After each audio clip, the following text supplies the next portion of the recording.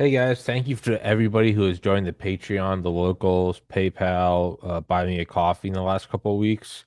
Uh, it is actually now about 50% of the podcast's revenue. 2 weeks ago it was around 5 or 10%.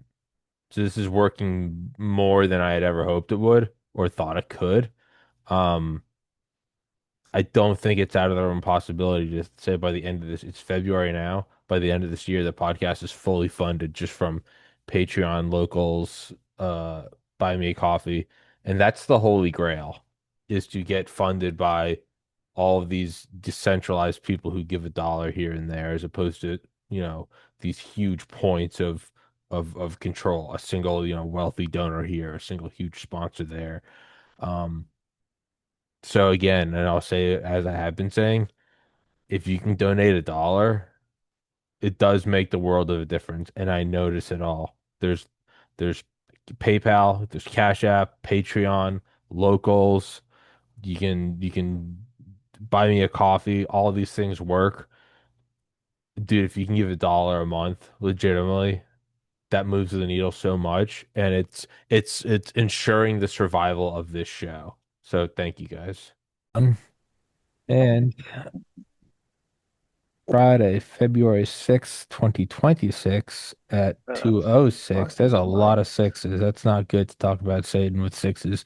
Mr. Dave Call. It really is a lot of six. It's Friday, February 6th, 2026 at 2:06. Yeah, no, we're fucked. With Mr. Dave Collum, who's been on here a zillion times. You guys can go to the description, find his Twitter. But as I was just telling you, I'm trying to have on, people that have either investigated this, or like you and I, we've talked about this, or the actual guys who break up the human trafficking rings. Because what I don't want to happen, this is what I was just telling you beforehand, what I don't want to happen is to people to see this and ironically, like this stuff is intended to do to the victims. I don't want people to dissociate from this and go, it's too fucked. That can't be it. That's what I right, don't want to right, happen because right. are there some poison pills in that files? I'm sure there is, but I am positive too. of course, why wouldn't there be? But what I don't want to happen is for people to go, no, no, they're not dismembering. They are. And this shit's Right. been going on since the dawn of time. And if it's coming out by dissociating and wiping your hands of it, you're doing a disservice to the past victims as well as the future victims. And you know, so on a cheery Friday afternoon, Dave and I are sitting down to talk more about satanic ritual cannibalism and pedophilia. So yeah, Just to keep it light. just Just to to keep it keep it light. like keep it fun Yeah. around the office. So what I'll open is by saying that if you dive into the deep end of this pool without sort of acclimating, you will simply reject it. It's a guarantee. Yeah. And so you kind of have to get something that says, "Oh boy, that looks real." Something that's somewhat digestible, and then you say, "Oh, that kind of looks real too," and you start piecing it together, and you will, if you dig into the story, you will find yourself at websites that are creepy. They will have odd, logos, and you realize that this is not CNN that you're watching. And you will find that a lot of the collective presentations, like there's a guy named Mr. Truthbomb on Twitter. Have you seen Mr. Truthbomb? You ought to search Mr. Truthbomb. And he's put out, they might even be AI generated, although I don't have a problem with it because he's using real clips to make the point. The truth bomb. I'll And follow him. it's like this series of like Daryl Cooper like documentaries, but none of these guys can resist putting the weird stuff in, so that you're sitting there going, okay, the special effects are not helping me. I'd rather see some guy who sounds like he's at Oxford or Cambridge talking about the problem.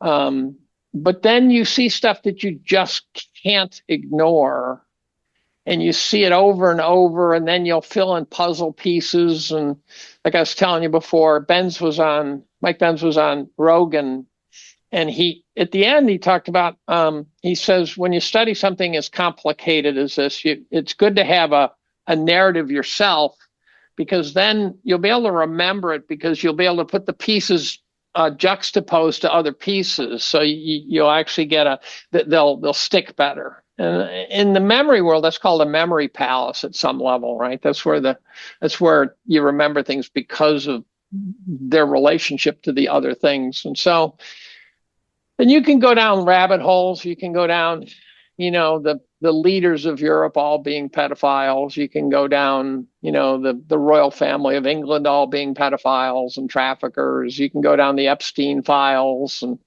actually, one thing that came out of Epstein files so far seems to be, and it could be because they're being filtered, but the picture that emerges, if you assume that it's a valid picture, is that he is actually less perv and more global rainmaker.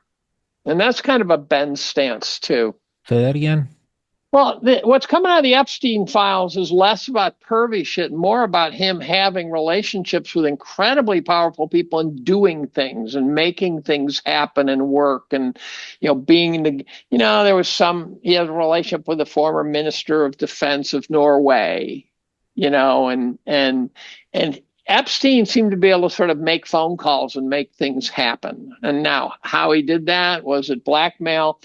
Ben's kind of makes a pretty good argument that his system would shut down if he was ruthless because people wouldn't want to be near him, right? Being affiliated with him would be dangerous, and people. So the idea that he just blackmails people, I think he might be more of a behind the scenes rainmaker than we thought. I'm sure there was a lot of young kids. There's files that make reference to 9-year-olds and things like that, and so he's not by any means lily white, but I think he had a much more complicated role in geopolitics than just being a honey trapper. Yeah, it seems like a lot of these guys, if you read some of the emails, it doesn't really, it doesn't seem like there's a confrontational, right? Or, hey, you better fucking do this, or right. It doesn't, nothing. Which in a way is almost He's dark. He's doing favors. Yeah. Yeah, I guess that's true. It's almost, but it's almost darker that like they don't need to have their arms twisted. Right. Well, now, and I think that gets to the question. So there's this sort of in the extreme, the model that the entire global elite is in a club, and that we ain't members, right? A George Carlin line there. We're not in it, and that they're all dirty as shit, right? That you can't get in the club unless you're dirty, and if you fight the club, they will kick you out. Thomas Massey, Marjorie Taylor Greene, whatever. And so I think there's people who are not in the club, know the existence of the club, and have limited power because they're not in the club. And then the question is, what's it take to get in the club? And that's where it can get pretty dirty, because it can be that you have to basically commit yourself to doing such heinous things that it's like a blood ritual entrance fee, right? Yeah, I don't think you can get in without being compromised. I would imagine. That's right. That's right. And whether it takes decades or centuries to set this up, I would imagine it might be instantaneous too. It might be one of these, you want in, here you go. Well, that's what I think it is. Here. But I mean, like big picture, I think for a while it probably was they would blackmail you once you were in, but once they became the king of the hill, then they could immediately switch it and be like, you now need this for admission. And I think that's probably what it is. And yeah, it would make sense that it's not just underage, right? I mean, a 17-year-old that looks like she's 19.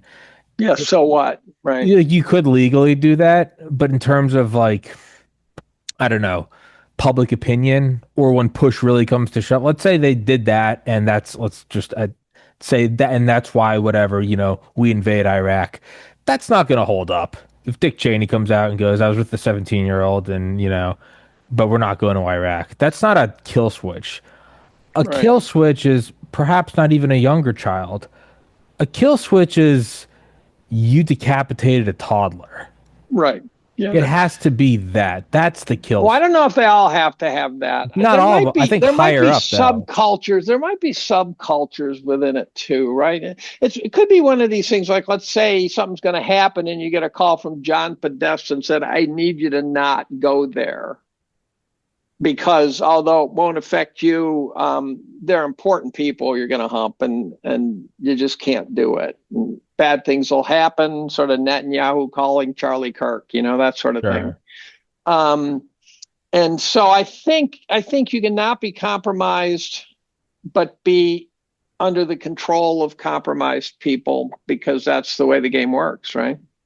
Well, that would be the smartest way to do it, is to That have would be. compromised people that then, let's say I'm compromised and you work for me. You don't have to even know this group exists. All you know is you're like, hey, Tommy, we're doing this. I'm like, we're not doing that today. And if I'm Right. your higher up, you just go, all right, boss said we're not. You don't need to be read in.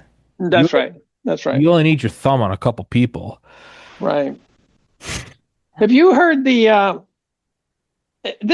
rips your soul out to read about this stuff. Have you ever heard the tape of that supposedly, we'll say allegedly, John Podesta torturing a child?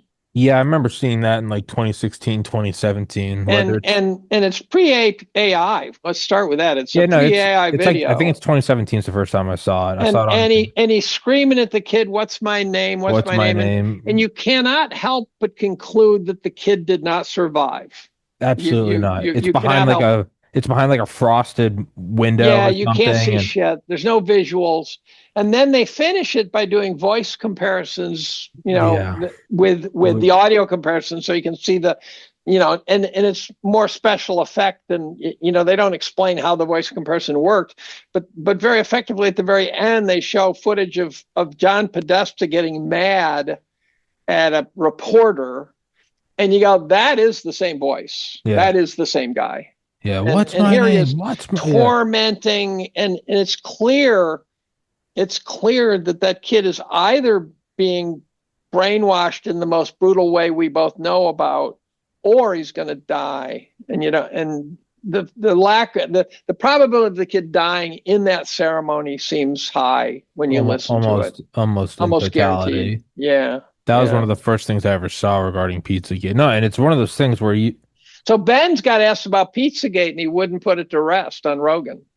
That's how it came up. So Rogan mentioned Pizzagate, and Ben said, well, the Epstein file release is a little bit of a win for the Pizzagators. a you hundred know, percent is. right. But I didn't find much in the Epstein files yet. I haven't seen much that suggests there's no smoking guns. There's almost nothing in the Epstein files where you go, they just got him dead to rights QED. But there's a tremendous amount of things where you go, oh, that's really fishy. You're never gonna find my buddy. We had this friend in college, who's like the smartest kid ever, and we were like, we just need to like sick him on like JFK. This is back in like 2013. We're like, we just need to like lock him in a room with some Adderall for like a year and be like, solve JFK. And I remember he read like a ton of books, and he eventually came back to the best I could conclude is that you're never going to find the memo. You're never going to find the thing. Right. Whatever the final thing, I think his exact wording was, is somebody met with somebody else in a snowy field in Pennsylvania and probably just, There's things gave you a can word. bet on. The CIA must have been involved, right? You can bet on LBJ knew it was coming. You can get to the exterior of it. You can That's shape it right. out. It's the That's right. blind men and the blind men and the elephant. But you're never gonna. JFK had about 10 different possible wannabe Yeah. assassins. That's the problem. There really are, wanted to end the Fen, wanted to give Israel shit. There's all sorts of But subplots. but regardless, you can get to it and go. It wasn't organic. It wasn't just a Right. whack job. But you're never gonna. I think some comedian said it. They're not the Nazis. The Nazis are stupid. They put shit in memos. He's like, Right. these guys, they learned.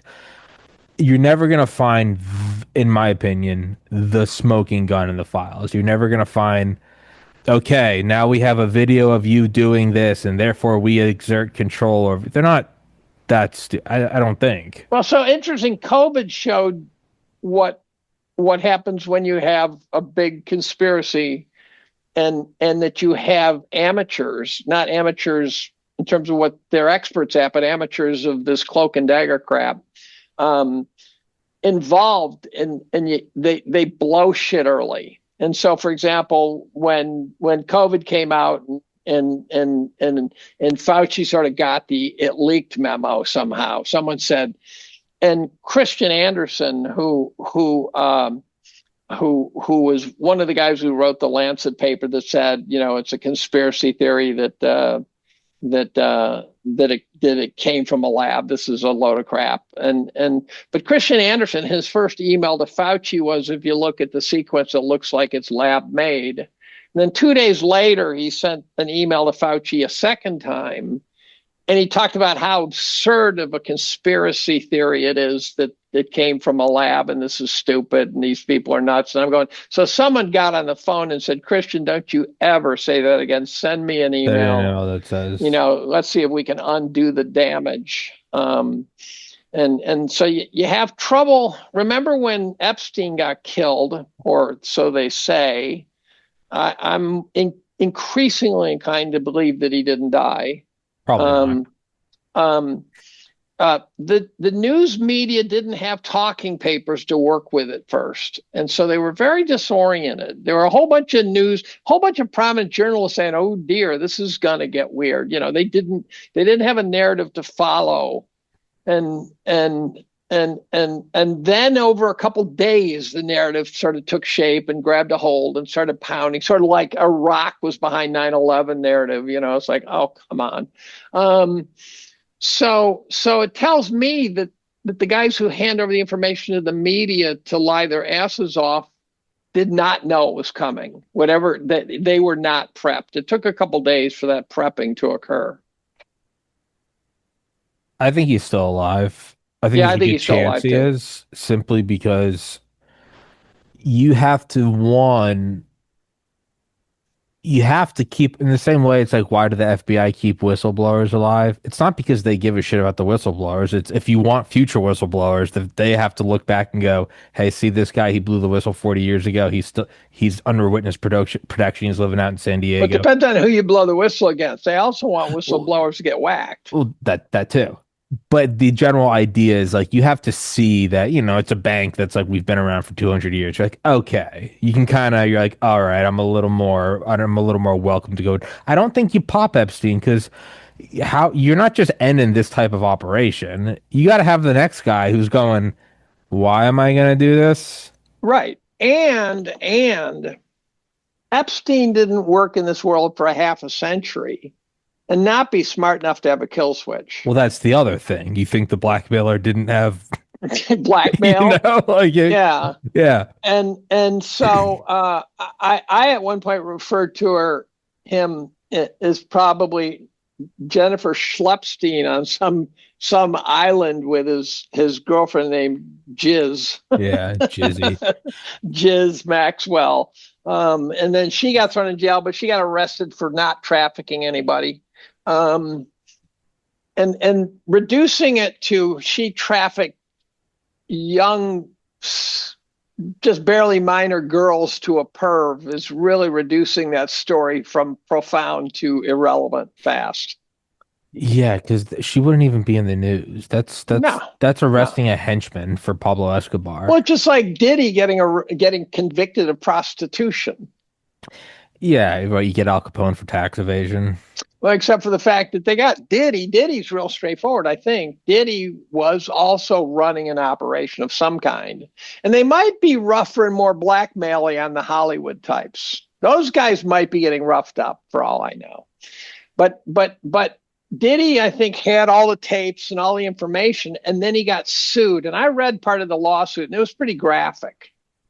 And there were pictures and stuff. And next thing you know, the FBI is moving in on a raid. Next thing you know, all the tapes are gone.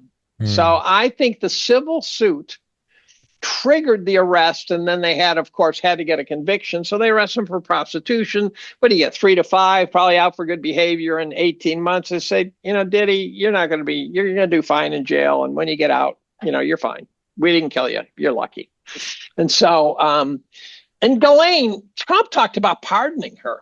Yeah. He actually, what the hell was that all about? Holy moly. If you're blackmailed.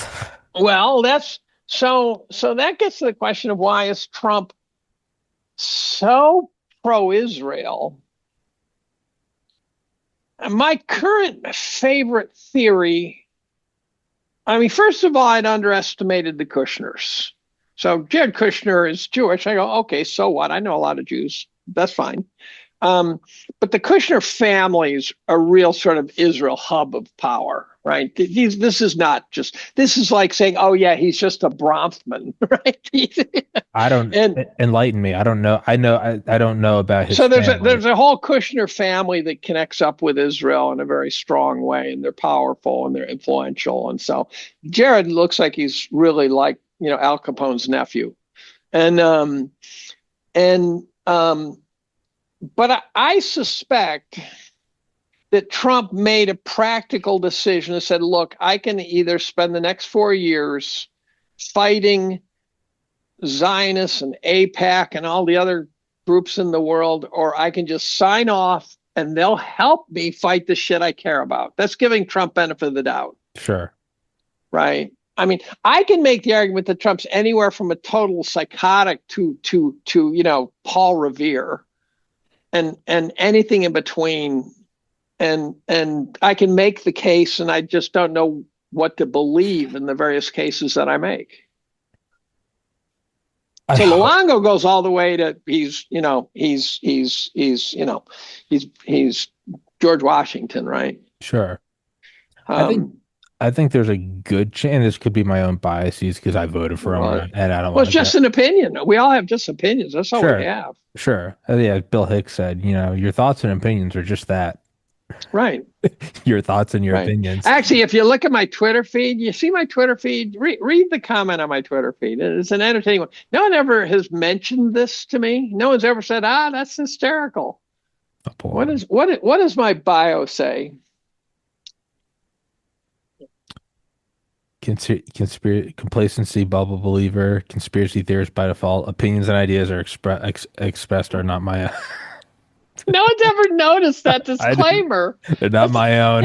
They're not my own. That's a funny ass disclaimer. I like that. I don't know. Are not my own. It's too semantically similar. Yeah, that's right. You go right by it without actually asking, what the hell did he just say? Right. Your Honor, my excuse has been up there for years. I'm a possessed man. These aren't my No, but it's I could say so about Trump. I'm obviously biased. I don't want him to be a satanic cannibal, but I would love for him to be the good guy. I would. Me too. Oh my God. Sure. I'd love for any president to be the good guy. I would be happy if none of these people were satanic cannibals.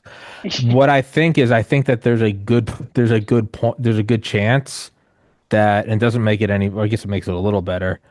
That to him, it's very realpolitik. It's just raw power. He's just like, okay, this is this and that's that. They want to go fuck up Gaza. Okay, they're going to do that. And that makes it easier for me to go do. It could be that, which I don't think is necessarily unique to him. It doesn't, I'm not defending it. Again, I don't know, this might even be worse. You might not even need to blackmail Trump. He just might look at it very No, black I don't think white. you need to. Although the blackmail could be a different kind of blackmail. And that is, he did get shot in the ear, so they say. There was the what's the other guy's name? Not Crooks, the other one. I wrote a ton about him. The golf course guy. The golf course guy, Ukrainian operative. Yeah. That one looked totally fraudulent to me. Crooks to me looked like a patsy. He looked like they got him and they hung it on him and did a pretty good job, even though it was a little bit sloppy. I think it was not as sloppy as Tyler Robinson. I think that one got real sloppy. But what the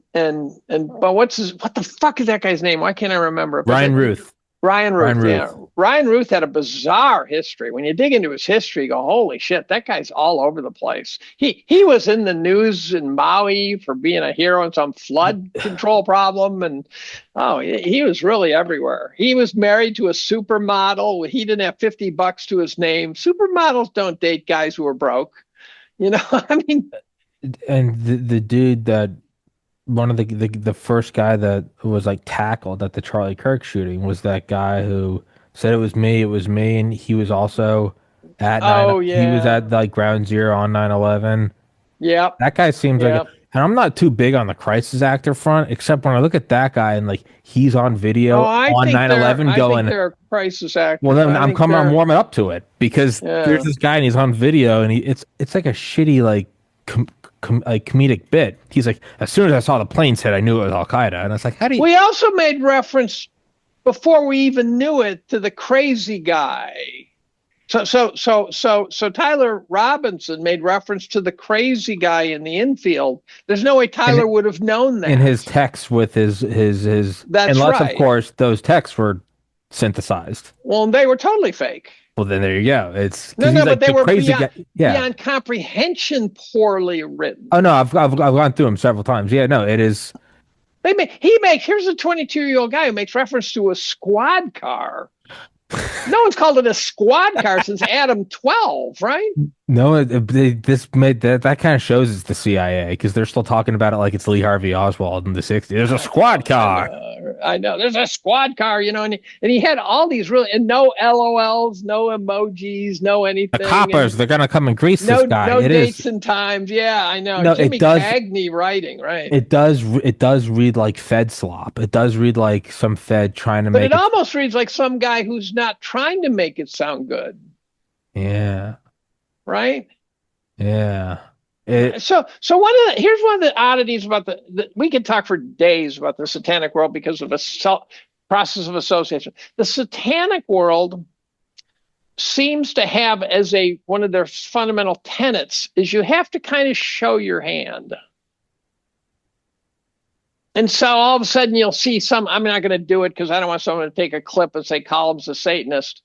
But there's various satanic hand signals. Yeah. And you see people do it. The covering the eye, right? Covering the eye is one of the big ones. There's all these satanic symbolisms and boy love symbolisms. And there appears to be kind of a rule within that community that you are supposed to throw breadcrumbs. Or even revelation of the method. Yeah. And so all of a sudden you'll see someone do something, you go, why did he do that? And I think it's because you're trying to show your hand. Did you read by the chance The Ultimate Evil, The Son of Sam? You'd like this book. This is a book for you. This is a good book. I'll read it down. It's called Search for Sons of Sam is the subtitle. So it's The Ultimate Evil, Search for Sons of Sam by a guy named Maury Terry. Okay. I was in New York when Berkowitz was finishing up whacking young girls. And I remember it really had New York on edge. We had the blackout of 77 and a heat spell and everything. It was a real mess that summer. But they finally got him. And it turns out when you look at the story, there were too many different descriptions of shooters and too many different descriptions of the getaway cars. And it just didn't make sense. But they wanted to wrap it up and they got Berkowitz and he acted nuttier than shit. He said his dog would talk to him about satanic shit and this and that. And so they basically put Berkowitz away, and it stopped. What Maury Terry does in his book is he tracks down the fact that Berkowitz, who he interviewed for many hours in prison, that Berkowitz was part of a nationwide satanic cult that went through Minnesota and Los Angeles and various places. And Berkowitz said, look, there's many of us. There's more of us than you can imagine. And he told Terry about ritualistic killings that occurred in California that he couldn't have possibly known about and stuff like that. And so the satanic theme just keeps showing up and not going away. And that's kind of what Ben's hinted at with Rogan, where he kind of looked like he wasn't going to say anything definitively. He really tiptoed. But in the middle of it, he says it's, the Epstein papers are, kind of raise awareness of the satanic story. And I haven't seen those because I would have glommed onto those. If you're tiptoeing around because you're genuinely unsure, I get that, right? Because as we've talked about, when you start going down rabbit holes, you got to make sure you're it's like climbing down a mountain. Make sure you're anchored. You can't, right. You don't want to start looking at 9/11 and like 3 hours later you're talking about the Hollow Earth. You can't do because you immediately lose all credibility. If your goal might just be to learn, but if your goal is to try to help, you can't lose credibility. So I get that, but what we're seeing now is it seems more and more to turn your face away now. It seems like almost. So I noticed, and I think I got it confirmed from our exchange, that Ben's noticed that Rogan looked tired. Rogan looked tired in the podcast. Rogan was not his lively. Rogan on one of his lively podcasts, he will take over the podcast, Yeah. right? He will really say he's not a quiet podcaster. No. He's not a Mike Ferris. He doesn't trigger it and then just sit back and watch the plot play out. He plays right along, and he looked tired to me. I agree. So there could have been some decisions made not to wear old Joe down and things like that. But Maybe. So the satanic story, the problem is, so I was on a Zoom call with Juliet Engel and Kathy O'Brien. Juliet Engel, I didn't know of well. But if you've been watching this shit, Kathy O'Brien is absolutely everywhere, right? Okay. She and Annika Lucas are the two most famous survivors. And Kathy, what's interesting about the survivors, they almost invariably talk about only guys who are dead. So you get this feeling that there's a dotted line you do not cross. If you start naming living people, you're going to get whacked, maybe. Who knows? But they only talk about the dead guys.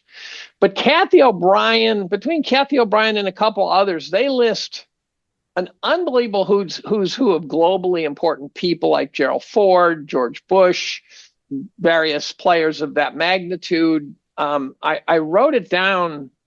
One of these came out of one of these Mr. Truthbomb videos, and she really goes through a litany. Annika Lucas, under pressure from Patrick Bet-David, admitted that her primary handler, they have what they refer to as owners.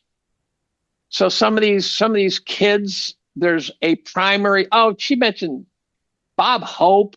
Really, Frank Sinatra. She really listed a lot of important people, but Annika was being pushed by Patrick Bet-David to fess up who her owner was, and she wouldn't give it up. And then Patrick somehow had figured it out, and he said, well, our data says it was David Rockefeller. And Annika starts pushing back, and next thing you know, she's in tears. She said, I didn't want to go here. No, I didn't agree to go here. She kept, and then finally she, in tears, said, yeah, it was David Rockefeller. What the fuck? Well, he ran the CFR, right? Yeah. He was number 2 after Dulles, for example. And so I think the CFR has become more benign, believe it or not. I think the CFR went from being run by real thugs to people who had a little bit more of a sort of a United Nations view of what it is. And I have somewhat good inside knowledge of that. I tend to just imagine that whatever blackmail you need at the absolute stratospheric level of power, not townships or not even Fortune 500, but really, we're talking about the power elite of trillion-dollar nations. Right. I think it has to be it's not even it's like that it has to be worse than anything that we've seen before. It almost has to be worse than anything you could imagine. Well, do you think, for example, that the titans of industry are pre-compromised before they become the titans? More and more so, yeah. Thiel, Musk, I don't think they got actually. I don't think they got. I would say all of them, but I'd say a lot of it. There's some. Well, and then a lot of it is, how many of these things are just handed off to these people and saying you're gonna. Right? If the NSA is, I don't know, eavesdropping in something on, I don't know, in Shanghai. Our official stance is that we don't do nation state sponsored corporate espionage. But if you we would never do that. Of course. But if you get some, you might hand it off over to Raytheon, or you might make a new startup or something. Your thing might be, these guys might be creations. Right. Well, and I think, for example, when Oracle gets a government contract, it is based on the notion that Ellison will be friendly to the important people, and he certainly is. And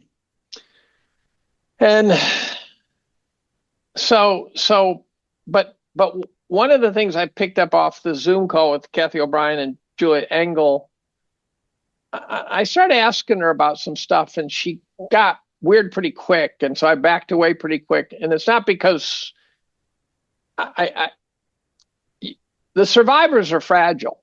So if you start pushing their buttons, even if it's unintentional, you have a problem. So you really don't want to push their buttons. But basically, the description for her and other people is that you can be taught. She got an MD degree and had no idea she had been trafficked. But what she did know is she had no memory of childhood. She couldn't remember anything. And then she started to get these fleeting memories, and with some help was able to piece together what had actually happened. You can be walking around the world today not knowing you had been trafficked at all. And what happens is, and you go, how is that possible? You go, well, the way they traffic you is they break you down completely, down to the studs. They rip you apart. They use horrible imagery. That's where I think the satanic cults and the brainwashing and the MK Ultra guys, they all fit together. So the Satanism is all part of breaking down. You put a kid through a satanic cult ritual, he or she's gonna be pretty messed up. You take a kid, supposedly girls when they're 5, boys when they're 6, something like that. There's an actual slightly different age preference. And they create them like you create a working dog. You know, you breed them, you train them, you say, oh, this lab's got a certain personality. This lab will be good for the soldier with PTSD. This really much smarter dog, much whatever, will be good for the blind person, you know, that sort of thing. And so they kind of, they break them down and then they build them back up. And you can be talking to a person, not realizing that you are talking to one of 10 personalities. And the other 9 are not aware. The one you're talking to is not aware of the other 9. None of them are aware of the others. That's right. So they seem to form this catacomb of personalities, and each one deals with different kinds of stresses and events. And so she was a honeypot person. Kathy O'Brien got passed around between. They're both in the same Zoom call, it turns out. Got passed around the most powerful men in the world. Stunning. Elvis was in there. I mean, it really got weird. They could be wrong too. I had a long chat with Nick Bryant, and you catch one of them saying something that's demonstrably not true. You have to be very careful about saying, therefore, they're liars. Yeah. It's very hard to remember things as a normal person from years back, right? Your memory fades. You start remembering memories and they can get distorted. And the psychologists all talk about this. And you can swear something happened that didn't happen that way because it's been distorted. When you are taking memories that have been destroyed and you're reassembling an awareness, it's going to be very inefficient. And so you can really bone it. And what I noticed with Juliet, she did a podcast with a guy, J.J. Carroll, who was a border guard. He was a border guard for 25 years, and he started digging into the trafficking story for obvious reasons. It was really interesting because I watched him mutate from border guard to anti-trafficking militant to New World Order guy real fast. I had a quick exchange with Ryan Mata, and I mentioned to Ryan, who'd done videos with JJ, and I mentioned that, and he said, oh, it was amazing to watch. He watched JJ go from neophyte border guard to New World Order's all fucked up in about 2 years. The thing is, though, is anybody if it's just a one-off, I can see where someone would be like, oh, he went crazy. I know through my podcast, some of those prominent doctors on the planet that started with where did COVID come from and is ivermectin good for you to, Jekyll Island and transhumanism and satanic death cults. So when it starts to happen from multiple different fields, you then have to go, is math an illusion, or did all these civilizations come up with algebra on their own because it's based in reality? Right. So you have to start asking. I'd love to have a absolutely no holds barred, absolutely truthful discussion with Brett Weinstein, for example. Yeah. Brett is very careful and he really tries to stay with the facts. Sure. But what I'd like to do is have the discussion where I go, yeah, okay, forget the facts. What do you think? Yeah. That would be a fun conversation because I trust him as much as I trust anybody. Sure. And I've never met him. So I've exchanged ideas with him, but that's not meeting him. But it would be fun to have that chat with him. He and his brother. I said to Brett, I said, your brother and you are a case study in nature versus nurture, because they're so different. I mean, they're both smart, but they're so different. What do you think? You're never going to get that out of somebody that big, though. They're never going to do No, it no. Well, you might. I mean, he off presumably he. air. Oh yeah, I wouldn't want it on air. That would Oh, he would okay. Well, then, yeah, you could. yeah, Yeah. he would not want to do it on air. Well, no, But that's their livelihood. um, yeah, no, I wouldn't want to push him to go there on air. So no, I'd like to just have a chat. I like to sit on my deck with a couple of steaks and beers and chat. And what I find astonishing is, and you see it in your guests, I see it in my hosts, how many completely, seemingly sane, seemingly educated, seemingly rational people who have endorsed the ideas that you would have been considered a completely insane person not too many years ago. Yeah, how these things are moving into the forefront, and because of that, I think you have to. There's kind of no excuse not to examine it fearlessly, and I'm more and more kind of coming Well, back. there is a reason not to examine it fearlessly because it sucks. Well, that too. I mean, it really sucks. It rips your soul out. And I'm not Yeah, but religious, but if I were, I'd be worried about the soul going right through my nostrils like an Egyptian mummy. yeah. Um, But at the same time, there is an obligation to because we're not reading about something from, 5,000 BC Syria. no, It's like this, no, if this is happening now and it's directly, then there is an obligation, right? That's the sin of omission versus the sin of commission, of doing something versus knowing something and not doing anything. I think you do, and it's awful. You do have to look at it. And I don't know if this is myself getting lost in it. I don't.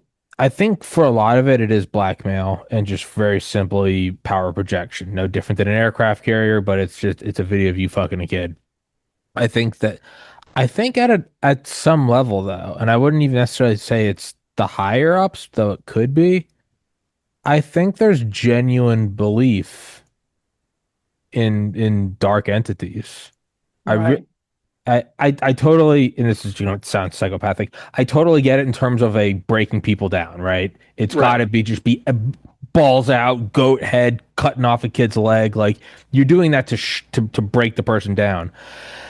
A lot of it, though, it seems like why do they Like always? Anakin talks about being forced to eat a rotten carcass of a kid. I Oh, mean, dude, there's shit the that shit is young. unbelievable, Oh right? no, that young chick in the UK who I think committed suicide, but there's like a long hour-long interview with her talking about, yeah, they'd take these kids and put them in coffins for like 3 days with tarantulas and spiders, like Yeah, yeah. just break your brain, and they come out and like one girl's like 11 and she's like, I gave birth, they took my baby out, chopped its head off and made me eat part of its like brain, like stuff that bends you so inside out, and that you do have to start asking like, do you need to Well, do all that for dissociation, or at a certain point, are these people zealots on a different level? We always think it's Christianity, Judaism, and Islam.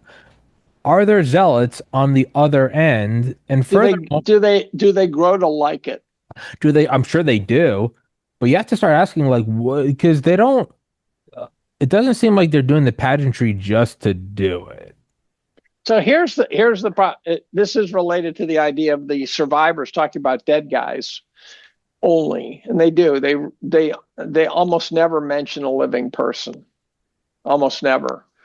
And then there's guys like Cappy who mention living people, and now he's a dead guy. Yeah, So but there's a great example of the problem you face. So Cappy, the Hollywood yeah, producer, um, made videos calling out living famous people for being pedophiles. Then he falls off a bridge, he gets run over by a car, right?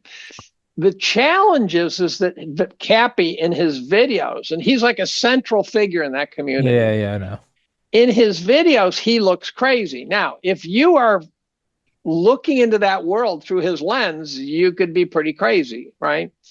And Mel Gibson looks very crazy now, right? He does have a bit of a.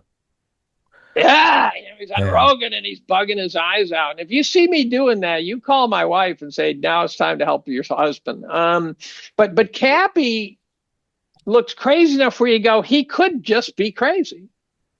He looks that crazy in his videos. So you're left with this sort of, 60, 40, 80, 20 sense of, is he telling the truth? But I think if anything, it kind of, and you do have to be careful because some people are just fucking crazy. But like, if anything, that also kind of gives a little credence to this. It's like, okay, so like what happens at like the hypocenter of the, it's like things are just, atoms are just stripped down into plasma. It's like, then what happens at like the rings of like the thermal pulse? And then farther and farther out, there are these degrees of lessening burns. It might be that if somebody who's not themselves being victim of these rituals, but they're just seeing it, they're gonna come across as crazy, and that would Right. make sense that the closer you get to the fire, you don't even have to touch the fire to come back and go, yeah, I got a blister on my hand. That bonfire's hot as hell. Yeah, That right. would give evidence to say, I think that bonfire is really hot. If this is what you're using to shatter people's brains, it would make sense that people that approached it from the periphery got a little secondhand crazy from it. Right. Wouldn't No that make question. sense? No question. Also, Hollywood, I believe, is charged with what I call fictionalizing reality. So you take something that's real and they make a movie that describes it, right? Born Identity is MK Ultra, right? Head to toe, 1000%. head to toe, 1,000%, 100%, head to toe. Um, but what happens is that then allows someone to say, well, these guys are trained assassins. They go, oh, that's Born Identity. And so they immediately convert it to a fictional plot. So it anchors them to fiction, not to reality. Which is you have to respect your Eyes enemy. Wide Shut, Eyes Yeah. Wide Shut, Satanic Cult, right? You're Which was mentioning filmed, Eyes by the Wide way, Shut. You're not talking about Epstein Island. No, it's and it was brilliantly done. filmed. It was filmed in a Rothschild castle where they were tormenting children. It's you have to respect your enemy. It's done very well because if you mention it, they go, that wasn't JFK. That was the movie JFK. You're like, no, no, no. We're talking about like the files. Like that's not what happened. I know. I But know. that's I have hey, this discussion with this undergrad who wants to argue about everything, and he's pretty good at it, although I think he's completely wrong. But it's clear that he is on a path to just think about everything. And he always thinks, he says, well, you're biased. I said, no, I don't think I'm as biased as I am. What you are seeing is you're seeing a person who looks at all these different topics and then grabs onto the one for which there is a signal there. hmm, And therefore you could call that bias, but there's many things I don't talk about because I don't believe them. Right? yeah. So it's such a strange thing. And then there's a guy named Paul something or other. You might be able to come up with his last name, who's another Hollywood producer who gave an hour video, and I haven't. I've saved all the notes and everything, which he talked about all the pedophilia in Hollywood. And you look at Britney Spears and Amanda Bynes and these chicks, that the whole Nickelodeon scandal, that totally above the fold pedophilia from head to toe. You look in the Finders cult, serious problem head to toe. The Finders and the FBI shut it down completely. So when the FBI comes in, they shut down. CIA shut down the finders. Oh, it was the Yeah, CIA. I think CIA they both participated. Customs found it. They reported to the FBI, and then the CIA came out and said that hey, That's ours. Get away that is from it. quote an internal matter. Right. And then, but the Franklin scandal, same thing. Yep. The court shut it down, and so you can see when the authorities. It is the authorities' response to it that in some sense tells you that it did happen, that it is true. That tells me it's real. Now, here's one of the things that troubles me. So there's these I call them pedo hunters, famous pedo hunters. Liz Crocken. Let's start with Liz. Mike Smith. These are guys who've made documentaries, who are out there. They're calling up Mike Flynn. General Flynn is a big Pizzagate guy. He really comes out and calls a spade a spade. I'm proud to say he now follows me. Hell yeah. I've had him on my show a couple. I'm trying to get him back on. Yeah, I got to go back and look at your show. I want to see what he says. For a 4-star general to say Pizzagate's real, you kind of got to. That's something where you gotta go, hey, hold on. And if you go to the Mr. Truthbomb, again, he's done hour-long episodes on all these topics, and I think he's using AI to do it. But he's really Sorry, you said General Flynn Mister. follows. No, no, I followed Mr. Truthbomb. You said General Flynn follows you. Yeah, General Flynn. Yeah. I'm gonna text his secretary and ask if I can. Hey, General Flynn follows my friend Mike. Not Mike. Dave follows my friend Dave Mike. Collum. Dave Collum. Would he do a show? Oh, that would be great. That'd I be could like a very well Tucker. get. I could very well Be get. like a I could very well that'd get be like blocked right now. I know. I think he followed me when I came out in defense of Sean Ryan when Dan Crenshaw threatened him with his SEAL Team Yeah, 6. And when I pushed back and I said, we have to prevent this sort of shit from happening. This is terrible. yeah. And that's when Flynn showed up. So I think All Flynn right. somehow Well, spotted that. text So I sent. don't think Flynn is necessarily my best buddy on Twitter, but Hey, if you follow that, it's something. well, it opens a communication channel. There's You guys are that, seeing, right? but you guys are seeing how the sausage is made on the podcast. I don't have access nor the will to subjugate people to satanic ritual. So instead, I have to take these little tiny 1% chances of shows and string them together. So this is Well, the so if you opposite side. watch the people who are listening, if you watch Mr. Truthbomb's videos, you first have to be prepared for there being a lot of visual shit that's just noisy. Sure. It's just special effects to give you a creepy sense and stuff like that. But then what you watch for is you watch for the clips that you go, oh, I can't ignore that. And you watch for the parts of the story that fit together and you go, I can't ignore that. You watch for things that someone prominent said and you go, I can't. Now, I was on a Zoom call with Archbishop Carlo Vigano. Number 3 at the Vatican is what he's described as. Direct pipeline to the Pope. And he was on the Zoom call made reference to all the leaders in Europe being pedophiles. Now, he has said it in public since then, but he said it in the Zoom call. And then last year they excommunicated him, which is big time for number 3 at the Vatican to go from Yeah. number 3 to excommunication. Well, even let's look at, Ratzinger, right? Moving around all the pedos. Like when it's again and again and again, you find these fingerprints, footprints, whatever you want to call it, the fossilized bones of this stuff across decades, across different fields. You have to start going, hey, what is all this shit? Right. Too many sources, too many cross checks. But I do worry. So I was talking about Liz Crocken and stuff. And I worry that I'm not reading the room right, in that there's a sense of Liz and Mike Smith and these guys can say this shit. They're not going to give a damn about what you and I talk about, right? Liz Crocken comes right out and hammers Tom Hanks and comes right out and hammers various people, and I'm going, but what if you've read the room wrong and you don't realize that Liz Crocken is not who you think she is? What if she's a cutout or a limited hangout or whatever? Mm, And all of a sudden I'm in trouble because they go, we don't need some kid from some old man from Cornell getting into this game. This mm. game is our game. Well, I've accepted that it could very well kill you. Not necessarily you, me, I can't anybody. I can't imagine why they would care at this level, No, but no, no, no, yes. no. I don't, but I guess I accept it as a possibility.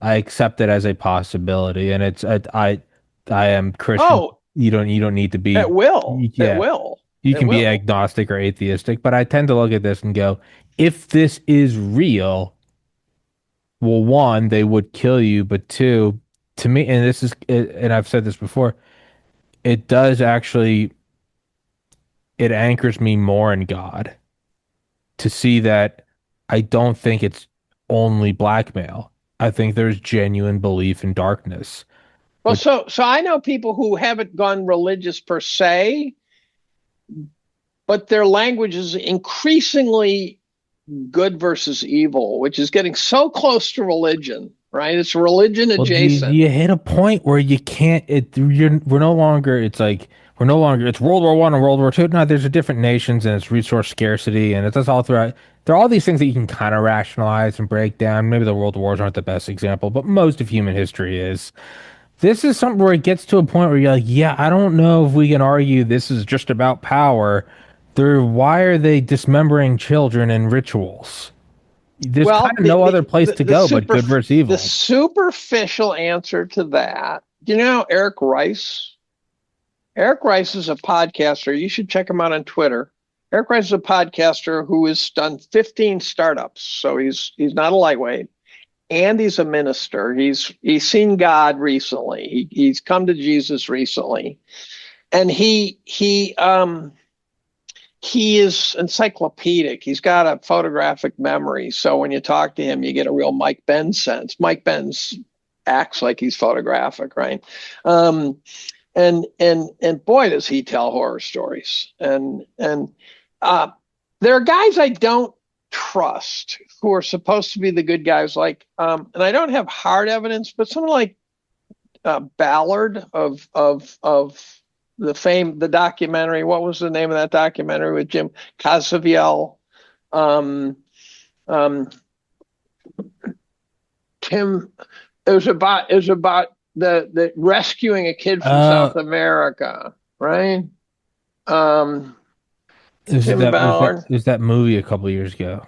Sound of Silence. Yeah, Sound of Freedom. yeah. I haven't seen it, but I was supposed to be on a Zoom call with him, and I got locked out of it because trolls hit it. I think he legitimately was involved in stopping the trafficking, but I also think he legitimately spotted an opportunity and has exploited it in a way that makes me not. So when they first started attacking him in mainstream press, Rolling Stone, CNN, that sort of thing, I thought, oh, this is evidence that he's near the target. But then I actually began to believe some of the targeting. The more I read, I'm going, they're saying, look, this guy did not do what he said he did. So they were not contesting that the problem exists, but rather that. And on the Zoom call, I watched the replay of the Zoom call, which is online, and he got asked about he wants to make a sequel. Now they made like $250 million on that thing, on that low budget documentary. And I think Cazaville is sincere. That's my guess, but I don't trust Ballard. And when Ballard was asked, he was talking about the sequel, and he said they were trying to raise $14 million to do it. And I go, why do you need to raise $14 million? Now, I couldn't get on the call because I got blocked out. But and someone kind of asked him that, and he made some reference, some allusion to it. I go, but Sam, he didn't get the money. I'm going, but the guys who got the money would fund it. I think there's something just not right here. yeah, you made $250 million, and you're doing like the most noble, selfless thing. The movie depicted the pervs, the consumers of children, as these pervy guys with free candy written on the side of their van. Yeah. And that is not the person who's receiving these children. No. These children, Ted Gunderson, years ago, like 1991 or two, one of his podcasts said that a blonde-haired, blue-eyed kid will bring 50,000. You inflation adjust that. We're talking, $250,000 for a blonde-haired, blue-eyed kid, which is, by the way, why the orphans of Ukraine are probably not. That was one of the emails. Not in good places. That was one of the emails from like a year or two ago. It's like, we have Ukraine's finest. Whose emails? In the first Epstein docs from like days ago. It's from like 2023. Send that right down to send me that. Send me that. And so, and this takes us to, let's go to the other one, Erica Kirk. I've completely switched my mind on her, and it's so what you. Let me just making a note. So many of these notes are just going to get my phone seized. Epstein Ukraine call. I'm just making a note. That's right. But no, like, because so you didn't buy it at first. You didn't buy it. No, and I'll tell you why. Because I always look back in 2014 when I lost my older brother to suicide. I cried as soon as I found out, and then I didn't shed a tear for like 9 months. I just dissociated entirely. Right. And other people around me, friends, and family. So you sympathized with her sort of. I did, because response. I look back at that now, and people that didn't, my family or friends were like, "Is Tommy okay?" And I was just, like white noise. And around 9 months later, the shockwave hit me. And so when this first happened, I had some good to go, all right, this was my brother, but Imagine being the person you started a family with, allegedly. Imagine it's on camera. Okay, so I had a lot of sympathy to say. It's not that I necessarily thought what she was doing was grieving so much as I just went, I can only know from my own experiences that it affects everybody in alien ways. Now, Right. that being said, my gut feeling is just so creeped out now. I Something's fucked. She's a handler. They thought Kirk I was don't going to even be think the. I don't even think she has kids. I don't think they were even married, actually. I think I'm still waiting for Candace Owens to say something that tells me that. I think that there was, and with good reason, a lot of belief that Kirk very well could have been the president. Why wouldn't you try to hit somebody if you think this guy's gonna be the president? Why would you not try to have somebody infiltrate his immediate circle? I don't Well, think Candace is I don't now think all Kirk was over in on that. it. I think Candace is now all over that. Candace has covered that well, and now there's a woman who got fired who made a video came out yesterday where she said we all got. I mean, they cleaned out the old guard out of TPUSA. They cleaned them out. I don't think Kirk was in on it. I think I think Kirk was not in on it either. But I'm not sure Kirk isn't a creation though. he very well could be. I get the feeling that he thought it was whatever his wife is whatever. I think I'm not convinced. I don't have any hard evidence. I don't have a strong opinion, but I'm sure, not convinced. I wouldn't be shocked if we found out they weren't married. sure, I certainly wouldn't. I actually my odds on favorite theory is that they were not their kids. sure, Now they could be married and they could have these props and say we're doing it for TPUSA. But if sure. Charlie is truly an honorable guy, I would think that wouldn't sit right with him. Which to me tells me that they are his kids, but Erica's not who we think she is. Well, where are those kids? I don't know. Well, the claim is they at one point there was a claim Glenn Beck had them, which I'm having trouble dealing Fuck. with. Right? Well, yeah, I know. But this is where the stuff where it feels like Yeah, these yeah, are poison exactly, pills. You're exactly, like, get Glenn back out exactly. of this shit. Shut the fuck I up. know, I know. Yeah, I know. Bozo the Clown is They're taking trying to care pull of you them. off the trail. They're like, and That's there's right. it's a flat Earth. But You're like, no, but no, no, her back to kids were not photographed leading up to the assassination, and they have not been seen since the assassination. If she's an evangelical family person who has strong family ties, she would be spending time with her kids. well, and then it's what you've brought And if up. she really did the TPSA thing, where she clearly is not ashamed to talk about the amount of merch, her term, merch, right? It's All the fucked. hats, it's so weird. She would be using potentially her kids with props, making it look like, oh, these are my kids and we're grieving or something like that. Her kids have not been in sight that I can find. If someone is out there and you've seen video, you got pictures where they've been selling the family of 3, not 4, send it to me. You can send it to me. I'm happy to see it. It just, and I don't know this one, but everyone I've ever seen on Twitter, people are going like, if this was my wife or my husband, they're like, you wouldn't see me in public for a year. Oh, you'd be a mess. You'd look like Jackie Well, Kennedy. that's how I like when I first was like trying to give some empathy like regarding my brother. Like, no, I wasn't. I was a ticking time bomb for months, and probably a solid 2 years after it. It was I could be fine to. It wasn't like, oh, I get drunk and I get emotional. It could be anything. It could be fucking, the Right, way the sun hit the cloud. It would right. just throw me. Maybe she's just a trooper and a half and she's just getting out there to spread the good word. But even then, Too many lies are surfacing that had nothing to that it predate the just, assassination. Let's start with that. I can't imagine going on a stage with there being fireworks, period. Well, they do What? that routinely. So to I don't that know. extent, they were just using the same protocol. Okay, but still, at a certain point, I'm fully admitting I don't But have she's never evidence. shown a tear.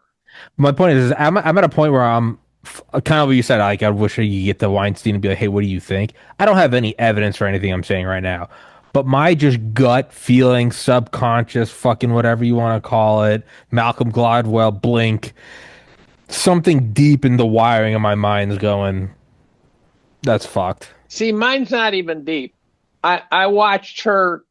She's never shed a tear.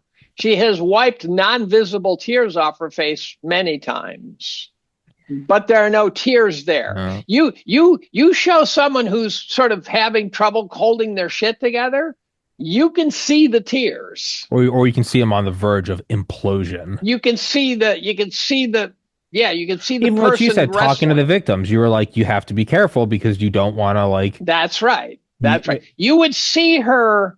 I go to any funeral where a family member has to give a eulogy. Oh, dude, it's and they hold it together, but you can see they're right on the edge of falling apart. Oh no, my best friend's dad a couple of years ago, his brother was giving it, and he's trying to be a manly man, but you could see him. He was just trying his hard, and like I don't get, which ties us back into.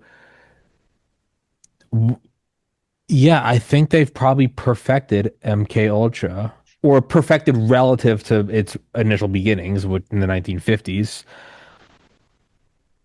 I think, Well, Nick says that it's absolutely a science now. why wouldn't it be? Well, but to those who don't know, Nick Bryant, I believe, is the most scholarly Yeah, if the Franklin analyst. scandal it's yeah. But he is an extremely thoughtful analyst of this kind of stuff. And we had long calls where we talked about stuff that he will not say in public because he doesn't have the data, but that he believes. Which is why, but you do need someone like that isn't easily given to the stuff because you can reference it as an anchor, right? That's right. You don't want to Whereas get I delayed. will say something that I suspect and say I don't have the data. I will say things because I think it's funny hearing the words come out of my mouth, right? So there's a much different level of integrity for us, but yeah, there's that too. Yeah, I'm not averse to that model as well. yeah, it's fun. It's the Jews. Just let But it here's fly. What worries me about chasing the satanic thing is that it leads to exceedingly powerful players every single time, right? When you find a satanic cult, when you find that one of these victims has been abused, it is never a trivial person who abused them. No. It is not their uncle. Their uncle's the one, or their families are the one who shoved them into the network. And in some cases, it's because they were in the network. And in some cases, it's because someone blackmailed them and said, look, here's the deal. We've got you on a 10-year conviction. Give us your fucking daughter and we'll let it go. Like the guy who shot up pizza, Comet Pizza. One shot hit the hard drive. What? Really? One shot hit the hard drive and then gave himself up? Yeah. And then it turns out that you go, oh my God, and he died in a shootout a couple of months later. What are the odds of that? I didn't know. I never knew that. Yeah, he died. He died in a shootout with the cops. Do you know? Do you know who originally released him though? The judge who released him after the first shooting? I don't know. I might, but I don't know if this is true. But I was listening to Tim Dillon the other day doing a. Dillon's great. He's my favorite. That's how I found Nick Bryant was through Tim Dillon. Back in 2019, he interviewed him, but. The Kentaji, who's the black chick on the Supreme Court? Oh yeah, Brown. She's the one that released him. Someone did an analysis. She speaks something like 3 times as much as the other the 6 conservative justices on the court combined. She's a dumb bitch. I can't stand her. But like that. But regardless, like she's the one that maybe it's just coincidence, but. What you're saying about it being the most it's like when Comey's daughter's, in charge of Ghislaine. Yeah, and then there's some procedural shit where. Yeah, let him off. Yeah. Yeah, but it makes sense that it would be the most powerful. Well, so the last time someone of great power went to prison, you could argue Ghislaine was, but I don't think she's going to be there much longer. And I'm sure she's eating well. I'm sure she's being treated well. She's probably having affairs with lesbos in the prison because I'm pretty sure she's sexually loose. I would imagine that she doesn't have a moral compass akin to you and I. I imagine she's had a few orgies with women. But the last one to go to prison from a position of real power was Denny Hastert, probably 25 years ago. I think Bernie Madoff, but that's more private than. They knew, by the way, about Bernie Madoff running a Ponzi scheme for years. For years, they knew about it. So there's a form of blackmail where it's like you let it happen. Well, what actually they did is they charged them large fees. Well, yeah. So Madoff, they had to get him because the system collapsed. So you And just like and you got to and pop Epstein because um it was falling apart. I gotta find But it so makes Hastert went to prison in yeah Dennis had 2016. Dennis had Dennis Hastert for he 15 months, diddling kids and for he was 15 he was months. the Speaker of the House. For people that don't know, Right. this wasn't your local fucking whatever That's exactly sanitation. right. That's exactly right. That's exactly right. And he's a wrestling coach. Those wrestling coaches seem to have trouble. Um, Yeah, Dre Sandusky football, but I think it lends by the credence. way, John Ziegler, who's a sports journalist, thinks Sandusky's innocent. Yeah, there is a book out there. I think it's about like I think it's called Rush to Judgment. I've never read it, but I it's got like to a be second buddies. but it's like let's take another look at it's a Sandusky truther Well, book, which just makes me so happy. Gladwell took Sandusky right to the edge and then stopped short of saying he's innocent in his book, in his most recent book. Oh, really? He took it right to the edge, and Ziegler was pissed. I got to know Ziegler because I posted something about one of the Penn State guys losing his $350,000 a year pension, and I said that's criminal. And Ziegler jumped, and I said that pension's criminal. And Ziegler jumped on me and said, "Well, blah blah blah blah blah." And I said, "No, what I was referring to was that that's too much fucking money. Like I shouldn't have a pension that's that big." And then we became buddies once he realized that I. Yeah. And then I set him up with a podcast with Mike Ferris to because Ferris is a big Penn State fan. And he laid out his case, and I don't know. But then I asked, I don't want to name him, but I asked a person who chases down these things, and he says, Sandusky was absolutely part of a pedophilic ring. Of course. Well, if he's innocent, he's not. So Ziegler's argument, he was innocent, that he got framed. I'm also not that all the pedophiles should be shot. I don't mean that when I say it's less of an interest, but I'm more of an interest into like what is shaping the world around us. I'm less concerned about a football coach that doesn't make light of its victims. That's exactly right. And the other thing is there's a difference between banging a 17-year-old and a 5-year-old.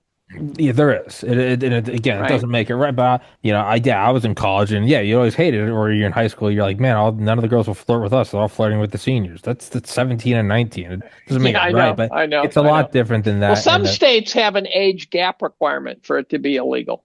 Oh, So some states say you have to be at least 5 years older and have her be a minor before you're in trouble. fair enough. But even 24, even 22 and 17 is not an outlandish pairing, because I know 22-year-olds who are way less mature than 17-year-old girls. So they're kind of an emotional matchup. Oh yeah, no, I think I probably matched a 17-year-old girl maturity by the time I was Now, 30. Yeah, the best now. Yeah. No, but I'm going downhill. I'm actually working down through the ages. I'm now at the 12-year-old emotional level. and I also just don't. I'm caring less and less, and I'm allowed to on the show. But when we're talking about the levels of like the highest, when you always say it's never satanic ritual abuse, and then it's like Bob from Best Buy. It's always it's a Rockefeller or Well, they never ever arrest the big guys. They just never ever get them. Which I mean, and this is perhaps an intellectually lazy reason, but it would make sense because if we're talking about the biggest players, like of course they wouldn't be arrested. But that's also kind of a fallacious, because then you could say but it assumes a corruption throughout the entire system. So you're some division of the FBI. It doesn't have to be corruption. It's back to what we said in the beginning. All you need to do is corrupt a couple people at the very top, and then it's just dominoes of like. So what happens is hey, you get boss the phone said not call from way up in the FBI superstructure says let that one go, or you get your CIA buddy to say they're an asset, leave them alone. Yeah, but you don't even need to go let that go, because even that sounds. You just go, hey, need to know. You go, all right. Yeah, you're in a building of skiffs and fucking biometric shit, and your national security. They just say, hey, you let that go, and you just understand. Oh, this isn't my beat. That's it. And you also realize that you just don't have an upside in being the hero. Yeah. This is like running in a machine gun nest, right? Well, that's the thing is, yeah, So I know guys who actually sacrifice a ton. Like I was on a Zoom call the other night with Ryan Cole, who lost his job as a I doctor, know, Brian. Yeah, and and I text him all the time. Yeah. He's and been on and my he show. Yeah. lost his business, Yeah. and he did it because he spoke out about the vaccine and he wouldn't stop doing it. And that is doing more than I would ask of anyone, to give it all up. Because on the other hand, what's also true is that it didn't achieve anything. Now, more people know, but the vaccine's still out there. You know, And so he I would actually, helped. I would actually disagree because a lot of people I've had on my show, and he was one of them, and then still is one of them. I do still get emails like years later, like, "Hey, you're the reason why Well, he I did didn't make then. my kids." So, is it moving the needle on a big picture? No. No, But same no. for me is I've met people in person just in November. This whole family, like this, I guess they like watched my show, and I was like, I was at a So I got fundraiser an for something, but they were like, "Hey, you're the reason why we didn't get it." I'm like, it's not nothing. Now I'm with you. It didn't change national policy, but it's not for naught. But but it's he paid a very high price. sure, That's absolutely, real hero status. I got into a absolutely. discussion with an undergrad today, and we were discussing parental rights versus kids' rights. And and and and I said, here's the problem. We were talking about gender transition, we were talking about abortion, things like that. And I said, and he was making the argument that the kids should have the right. And I said, well, here's what I'll tell you. I said, if I had a daughter or a son and they underwent a medical procedure when they were underage, and it went bad, I would crush that doctor. And crush could be metaphorical, could be literal, right? And I said that doctor would never practice medicine again, even if it required me just snapping all his fingers. Um, and he said, well, if it goes bad, I go, but they do go bad. All the That's the time. problem, all the time. So I said, so, and he said something about the laws. I said, well, the laws are made by the adults, and I believe that the adults have decided in this country that you don't get to do that on kids without parental consent. And we got into this, but what if the parents want this? And then I said, look, here's the deal. So do you think a 14-year-old should be able to get an abortion? And he said yes, without parental consent. He said yes. And I said, what if Uncle Bob impregnated her? You just covered that up, right? And I said, by the way, and he was arguing that the kids have rights and the parents have rights, but and I said, no, society, I believe, is decided where the kids' rights begin. What age do you think the kids' rights begin? Me? Well, in general, 18. and would society put it there too, in your opinion? So if an 18-year-old wanted to even, okay, I agree. He was saying 16. I said, I don't think, I said, if we pass laws, I don't think society would pass a law giving 16-year-olds the right to get medical care without parental consent. And he was saying, well, that's really wrong. And I said, no, but that's society making laws. That's society calling the shot. That's And a I don't met. care Yeah. about the exceptional cases. I said, here's the deal. I said, you want to do 16, provide me a mechanism by which more than one doctor can go through the case and say, is this a case for intervention without parental rights? I said, if you can provide a fairly credible mechanism to do that, then I'd entertain it. But that does not exist. We talked about gender transition. And he was second, well, even if they just get hormones, I go, just hormones? What the fuck are you talking about? Just hormones they're irreversible. And I go, again, my daughter gets just hormones at 16. I'm gonna go beat the shit out of that Go doctor. fucking shoot him. Right. And I don't know why it doesn't happen more. I really don't understand why it doesn't happen more. We don't hear about it. Now, maybe it does happen and we don't hear about it. Hopefully. I think that's right. I think hopefully. I don't even understand how divorce lawyers survive. On a daily basis, they're pissing people off. But that's a separate issue. That's where they're not evil, although some are. But I I think why I need much less evidence to convince me of satanic ritual abuse is because we can see how much we can see how much is moved into the public eye in terms of just gender surgery on kids. And even though you and I disagree with it, like there are no riots in the streets. People are just like, that's fucked up. And then that's kind well, of they it. weren't even saying that. That's the problem. It Well, was for purpose happening, of the, and society was being muted. Society is being told you can't complain. well, not only that, and a lot of people were cheering it on. Right. And so But that's but what's in there are public. 39 states. You risk losing your license as a therapist type if you pushed back in any way against a kid who says, I think I'm the wrong gender. And pushing back was anything. And I go, that's just wrong. You should be able to say anything you want. If the kid wants to go get another therapist, have a ball. So my point is though, is like, and this isn't happening in some hush hush. This is happening out in public, on social media, on the That's news. right. That's right. So what do you think is happening out of the public eye? If we're willing to float this out there and be like, yeah, maybe, what do you think's happening behind the Well, public eye? what's the ultimate driving force? And I think it's got to be a sort of a globalization push. I think it's got to be the elite who are trying to take away borders, opening borders, destroying borders, um, numbing up the population. Somehow it feels like, well, fourth turning, right? Feels like a fourth turning.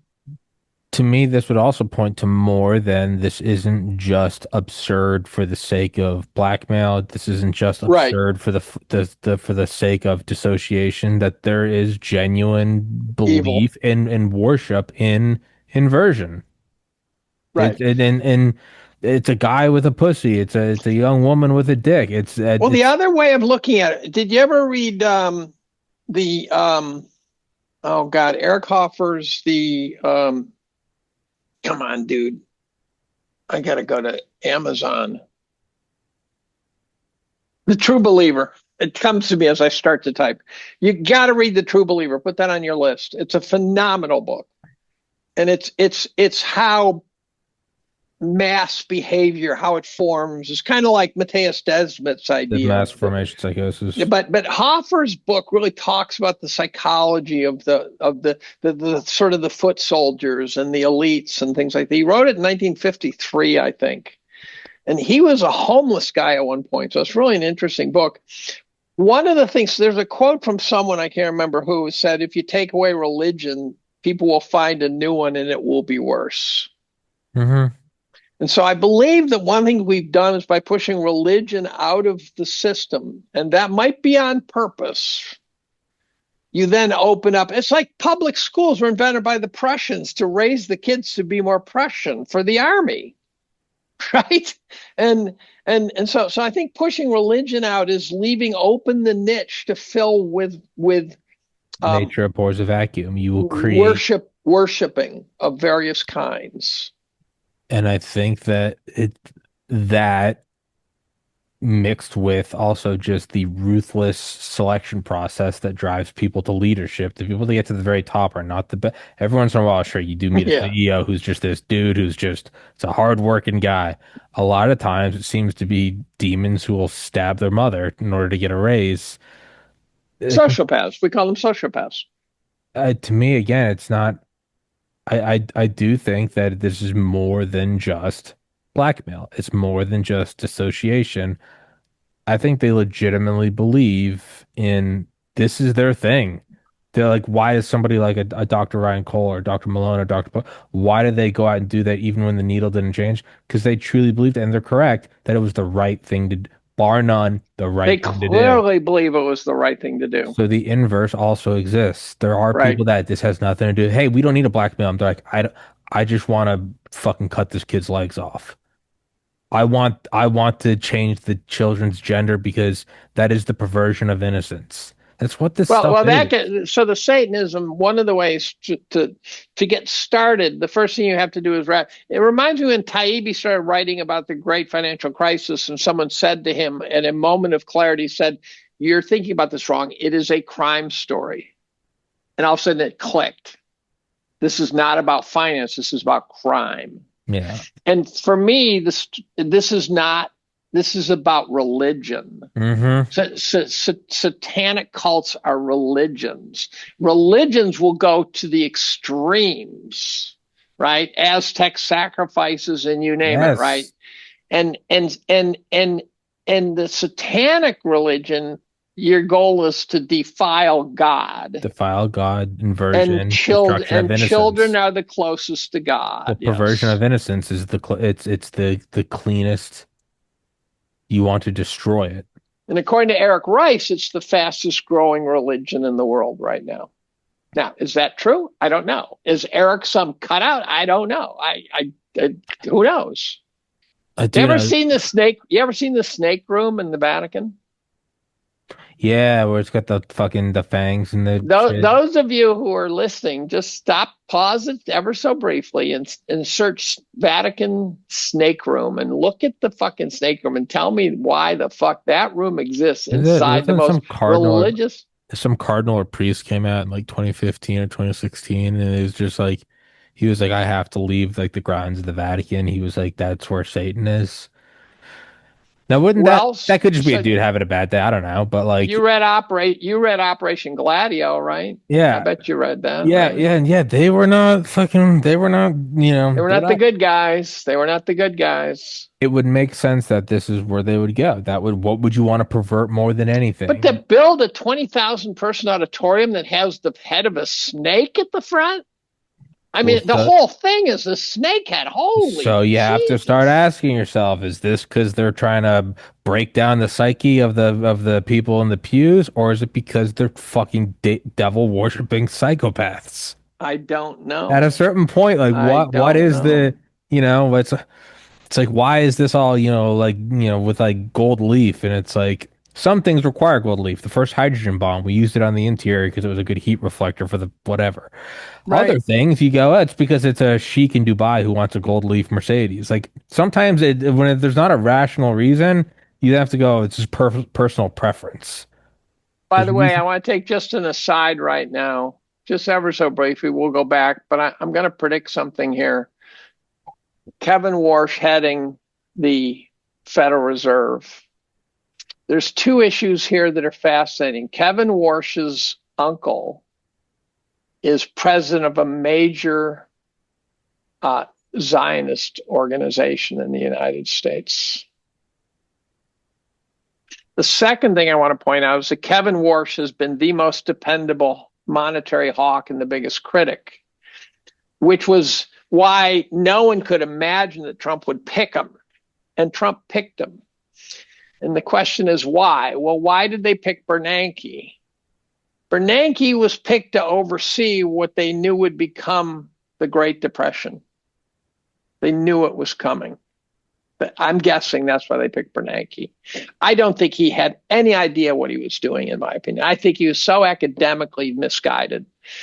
Warsh may have been chosen to oversee the next precipitous decline and maybe to have the balls to follow through and let it go.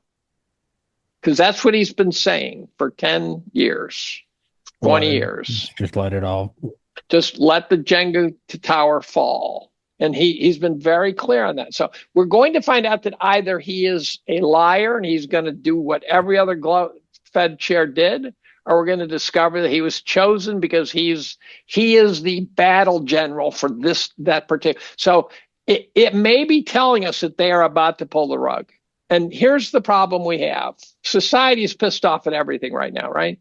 You and I are pissed off, of course, but everyone is pissed off.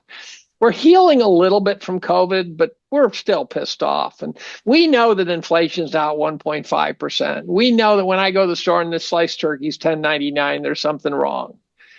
And this is the top of the cycle.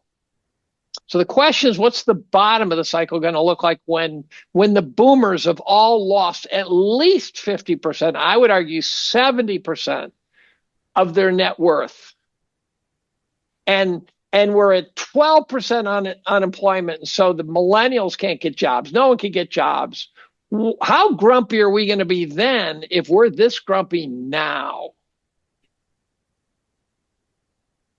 And I don't think the Fed can save the next one. That's one of the reasons I think Warsh was brought in, is because they're saying now we have to let the reset. And Warsh is the guy to do it. That might be what the Epstein files are. That might be what It could be tied together. U.S. resurrecting Monroe Doctrine, sort of, hey, we're not running the world anymore. We're going to take this little spot. Russia, China, you guys have fun with that spot. This could be the beginning. Well, and that's how I defend Trump, actually. Monroe Doctrine is the best defense of Trump.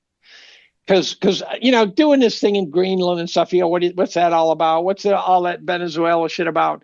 But if what he's really doing is saying, I'm conceding a multipolar world, it's not stoppable, it's coming, we shouldn't be there, let's pull back, let's not be the world's policeman. And what does this mean? This means draw a circle around the Western Hemisphere again and say, hands off, and you guys are in charge of the rest. Which would go with letting it fall, letting the fall, the blocks fall.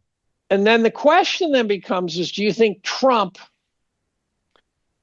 And I can go either way on this one. Do you think Trump is fundamentally trying to be a force for good or not?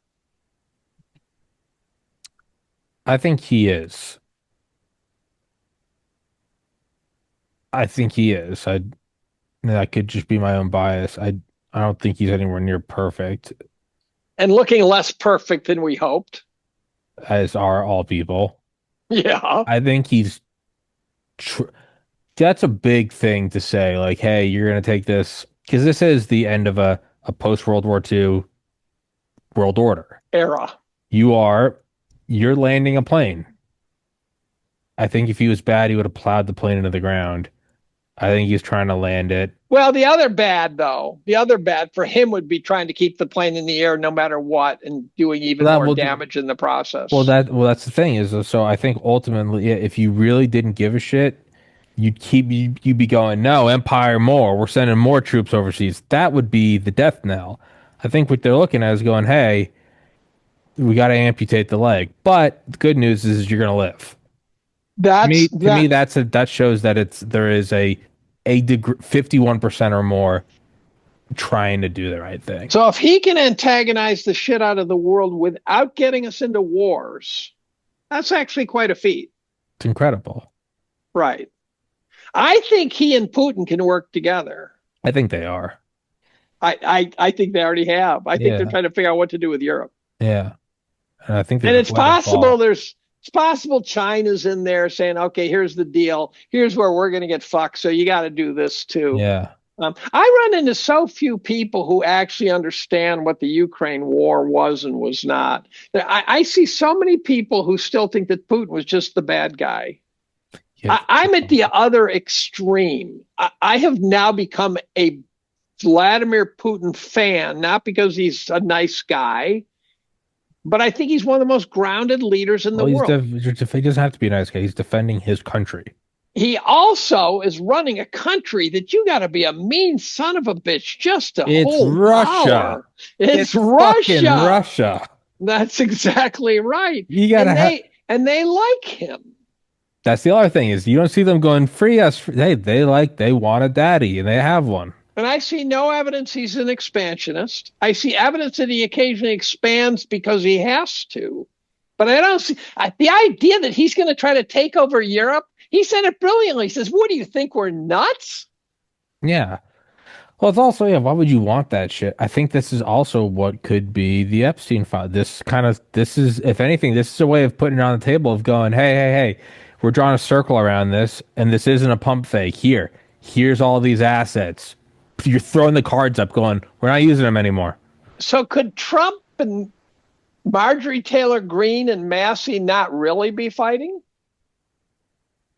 that's like the least fantastic postulation. If we're talking about like Yeah, I know. satanic All the shit ritual we abuse, talked about, right? and no, it's well, in the past, you and I have talked about like Star Wars and SDI. That's like the most like benign. That's like, yeah, that's like saying, do you think Ghislaine's a lesbian? Like, I don't know, man. She's trafficking kids. I don't Good fucking analogy. sure. Do you think she likes Diet Coke? I'm like, I don't know. Like, she fucking raped children.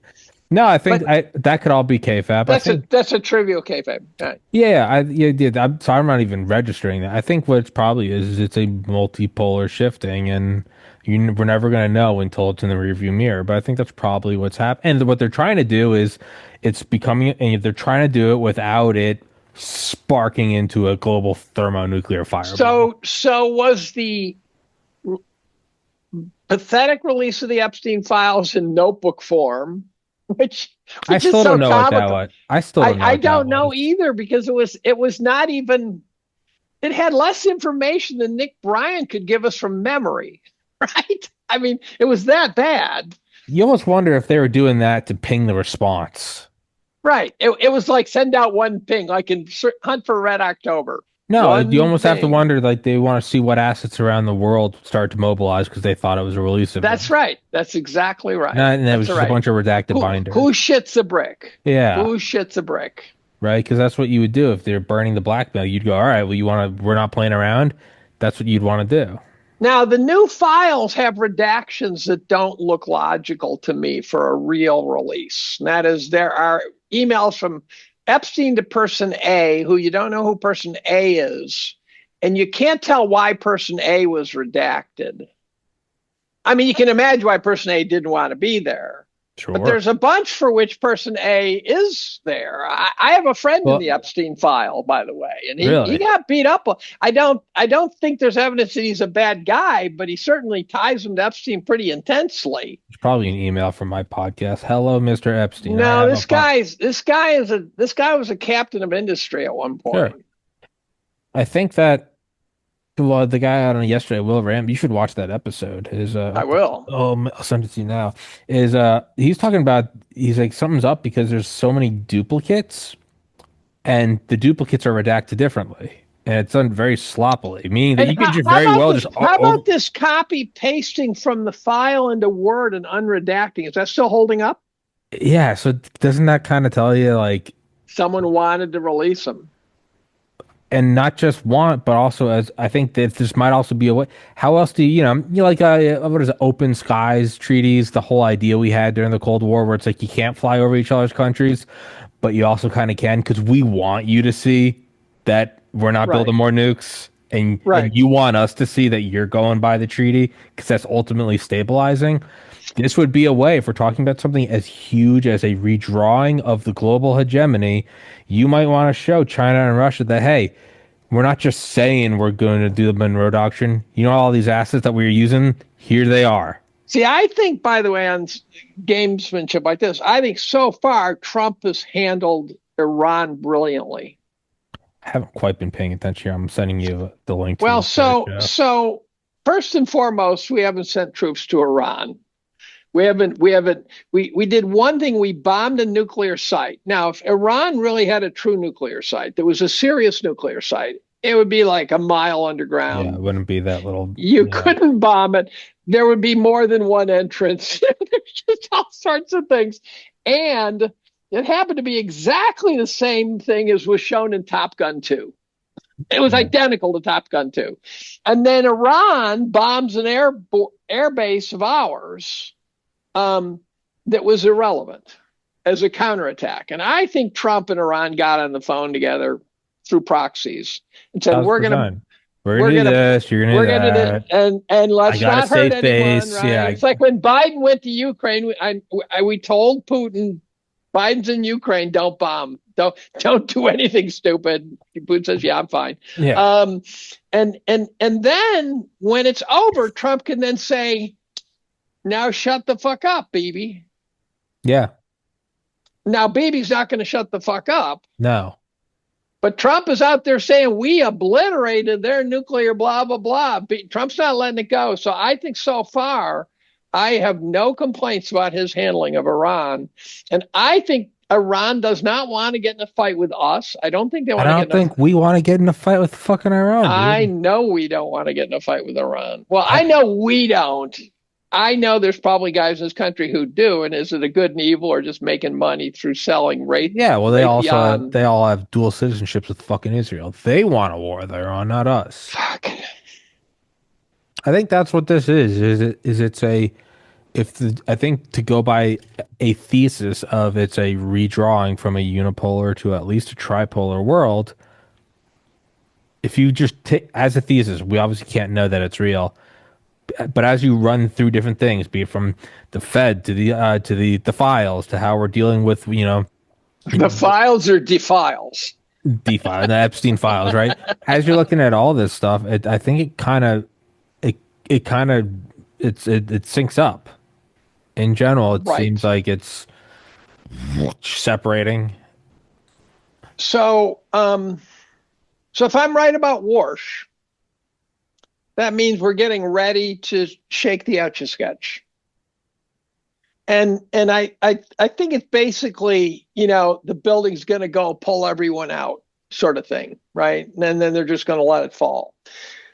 I also, again, suspect that Warsh might have been chosen because he's the one who has the balls to let the Jenga tower fall. They didn't want a Yellen. They didn't want a Bernanke. They didn't want a Greenspan. They wanted a Warsh. Now, I will be very disappointed if Warsh turns out to be just a Yellen. I don't even think Powell was that bad. If you actually look at what Powell did, he didn't go all that cupcake on us. He raised the rates steeply. He got away with it somehow. Heaven only knows how he did it. The system should have broken. The Japanese bond market should have snapped the system due to the yen carry trade. Someone, if you're out there and you understand this, tell me why the Japanese carry trade hasn't blown up the global financial system, because I don't know why. And by the way, don't give me some trite fucking answer. I asked about some question yesterday on Twitter, and everyone's got a trite fucking answer. I want someone who has some depth. I don't know shit about that, so I can't even loosely comment. Um, I just hoping the Satanists who are listening also know finance. they put By us the up. way, there's a bunch of guys who have all claimed they've seen red-eyed satanic creatures. You know that story? There's a whole bunch of guys that said, "Look, I'm just telling you, I saw the. I got a call, and I'm not going to mention his name, but he was a prominent podcaster. He still has a podcast. I haven't seen this podcast in years, but he called one day, and we were chatting, and he starts talking about these red-eyed evil bastards. And I'm going, this guy's fucking nuts. I've seen too many people who say, look, you're going to think I'm crazy, but I have seen this. One of the theses on this is that they actually use a combination of drugs, what a shock, and actually demonic imagery to blow your mind. And that these guys might have all seen red-eyed creatures while drugged out of their minds and getting trafficked in some way, getting DID, dissociative identity disorder. It also destroys their credibility, right? It's the whole idea of, Nick Bryant would say if the kid comes out and says, hey, I was raped by a guy in a goat head, people go, well, you had a bad dream. Right. So they make it. They set the kid up to look like a satanic panic. Yeah, no, I don't disagree. So, by the way, Mr. Truthbomb even has a satanic panic episode. I mean, he really is. He's hitting it big, and he's hitting it big lately. He did some over the last couple of years, but it seems like all of a sudden he's really hit the board running again. Yeah, I don't think it's and we can. I don't think it is either. I think the satanic panic is the cover up. Think about the stuff you and I have talked about and shared interest in before about Star Wars, right? SDI and how it's just like another level of technological. Whole nother level. And then when you read about it, you're like, there's no way this is real. And then you look at the file and it's like 1977 and you're like, what? Yeah, Rand reports from 40 years ago. You're like, this would be crazy. This would be crazy today. And they're talking about why wouldn't that also apply to psychology? Right. Why wouldn't they have developed something beyond like, oh, I gave him So a the drug. CIA funded the major psych departments all through the 50s and 60s. The psych departments were all getting funded by the CIA. You ever see Three Identical Strangers? Great documentary. Write it down. Three Identical Identical Strangers. strangers. Three Identical Strangers. You know the Minnesota twin study where these twins who were separated at birth somehow find each other? And they get together once a year. And these are some like 56 identical twins who are separated at adoption, And they all, and they somehow ran into each other because someone called him Bob. He says, "I'm not Bob." He goes, "Yes, you are. What the fuck are you talking about, right?" And then there's no, you have to meet this guy. He's you, right? And there's 56 of them last count. One day, two twins met each other because one was off campus, one was on campus at the same school, and yeah, everyone was calling them by the wrong name. An article was written, and what a great story. And they get a phone call, and the guy says, "I'm your triplet." So they get together and they become famous. They become extremely famous. They open up a restaurant. I mean, they're just a phenom. They decided to figure out where they came from. And they're fishing around and they talk to their parents, and each parent, curiously, they were in families that were different, but had similar structures. One of the most notable thing was they were big families, and there was an older sibling who was also adopted. So they were placed in families that had a sort of a parallel structure.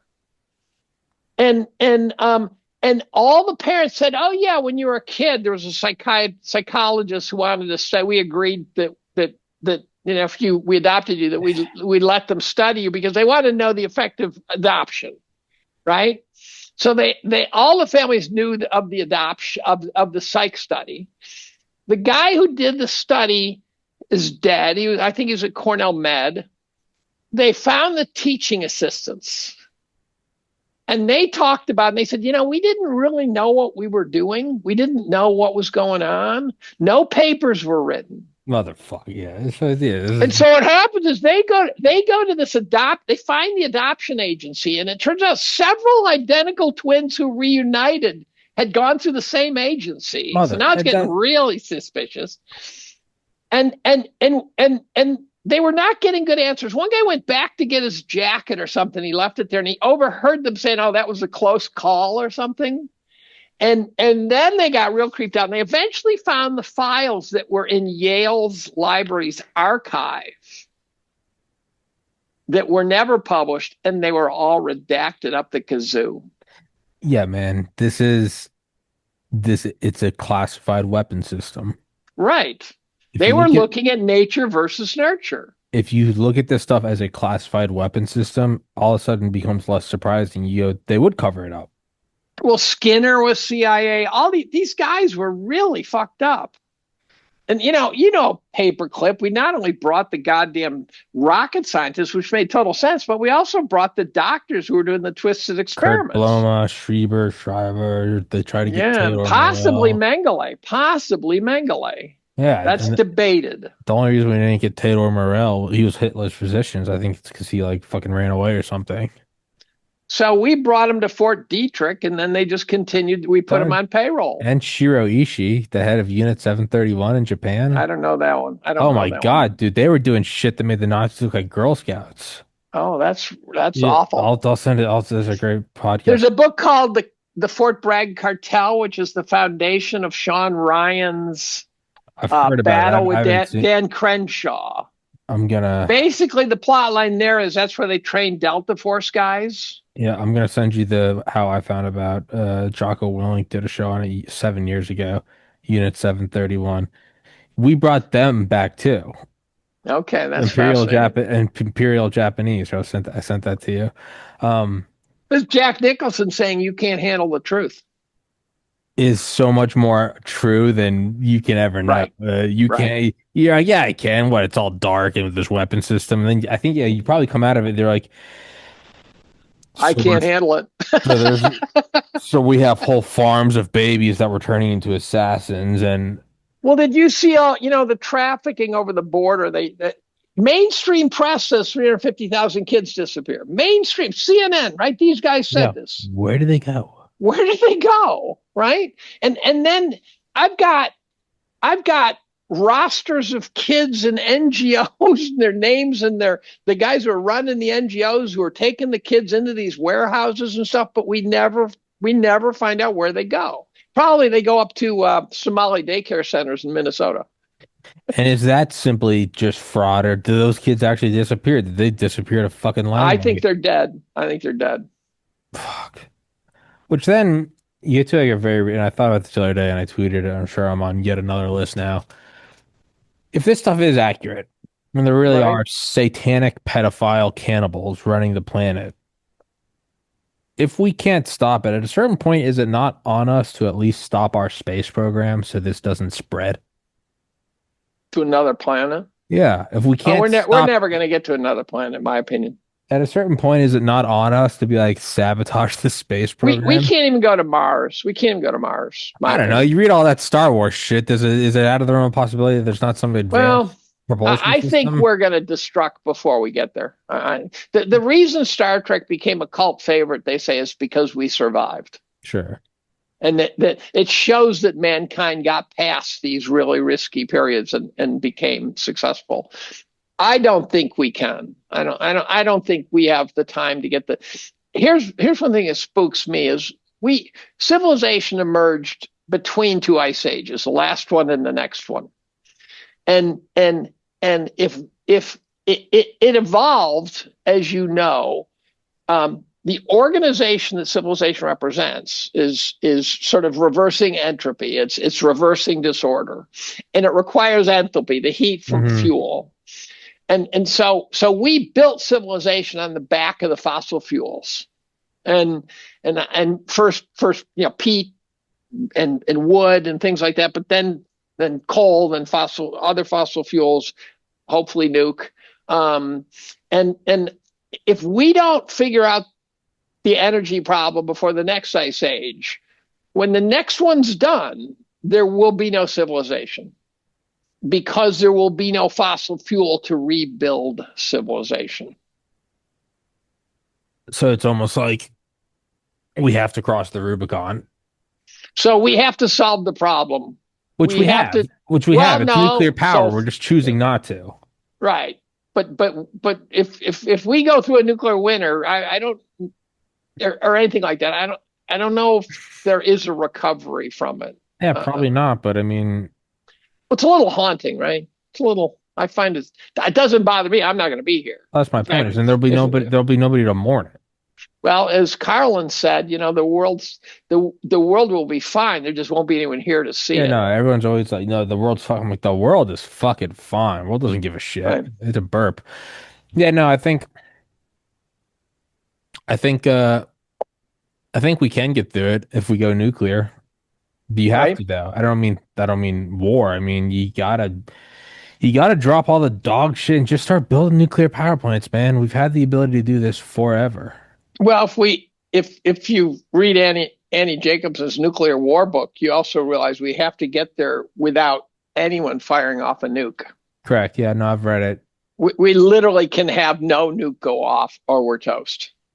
To our benefit though, to our credit, we haven't done it since World War II. I mean, we have managed it. We've gotten really close. I know. I've read her book. Yeah, well, the problem we have is that those were superpowers.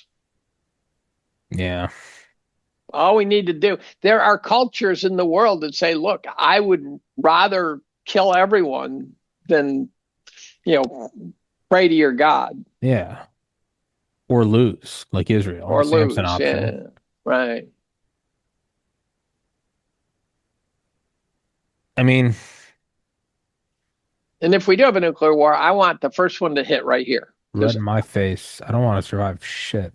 No, I do not want to be cannibalizing my neighbors. Absolutely not. I'll be the only I'm in Portland. They'll be like the closest nuke will be in Boston, and I'll be the only fatality because I'll hear about it. And so that's Portland, Maine, I presume. Yeah, I'll jump off a building and kill myself. They'll be like, yeah, there's only one death in Portland. They're like, they attribute it to the nuke. They're like, I guess. Yeah, but I would if I was like, yeah, this is coming. I'd absolutely kill myself. Well, I probably would we have enough medicines in the house. I'd probably go to the light quietly, not in a big I would splatter. like to have an emergency just pile of drugs, but Well, Tylenol will kill you fast. Not fast, takes a day or two.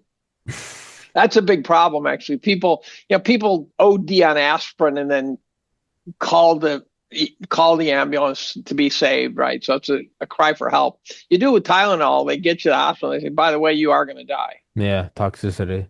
Yeah, that it fries your liver, but it takes a couple days.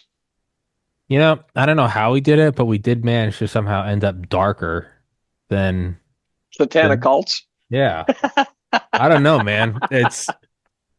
I don't know. My conclusion is, and this could be my own form of dissociation. I just choose to believe in God. It's because to me, I'm like, what's the worst thing? Oh, you're wrong. All right, what it Yeah, makes I my don't think day I'm easier. ever going to get there. I don't think but I am at the good and evil sort of precipice. I honestly chose to start believing in God in like 2020, and I've just done it so long that I actually do now. So it's like Suzuki violin. I think you just push it. You just play it till it sounds good. This is kind of my logic. So if there is no God, what does it matter if I still believe in it and it makes me feel better? Or there are people that say like, well, you are God and your consciousness is creating this reality. Well, in my Well, mind, I'm God. yeah, no, yeah. But if your mind's creating this reality and then you're God, then can't God create a rock that's too strong for or too big for God to move? Which means if you were God, couldn't you say, well, I now believe in a God? And then my point is like whether it is or it isn't, I'm choosing to. And even if it isn't, when you see the fucking shit they're doing to kids, I'm like, I'm gonna do this just to hedge my bet. Well, I have just a pragmatic approach where every major decision I make, I put through a filter. I've done this for many, many years where I said, if this works out very, very badly, will I forgive myself? And if the answer is yes, it means that your decision was based on the best evidence you Information that you had at had. the time. Yeah. And if the answer is no, it means that you crossed your fingers when you realize you shouldn't be taking the risk. And Mm, so, this is, for example, why I don't invest in Bitcoin, sure. because I would not forgive myself if Bitcoin hammered me. Yeah. And people say, well, just get a little. And I go, why? Yeah. Why? Why? It's like saying, well, you should really be eating more vegetables. I go, okay, so I'll eat a head of lettuce. Okay, what's that going to do? Yeah. It's got to be bigger than that. And so on the good news is silver's up $6, $6.50 today. So that's good. Ooh, we'll take it. Did you know the joke about the doc where the doc tells the patient, I got good news and bad news? And guy says, give me the bad news first. He says, you're going to die. He says, give me the good news. He says, you see that secretary out there? I'm going to bang her at lunch.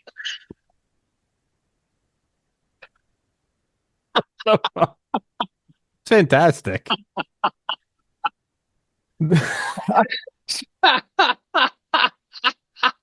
It's just like I've never heard that. You know the one about Ollie the lumberjack, where he comes in with a shard of wood sticking out of his arm, and the doctor says, "God damn, those are the most painful thing." He said, "No, I felt two things worse than that."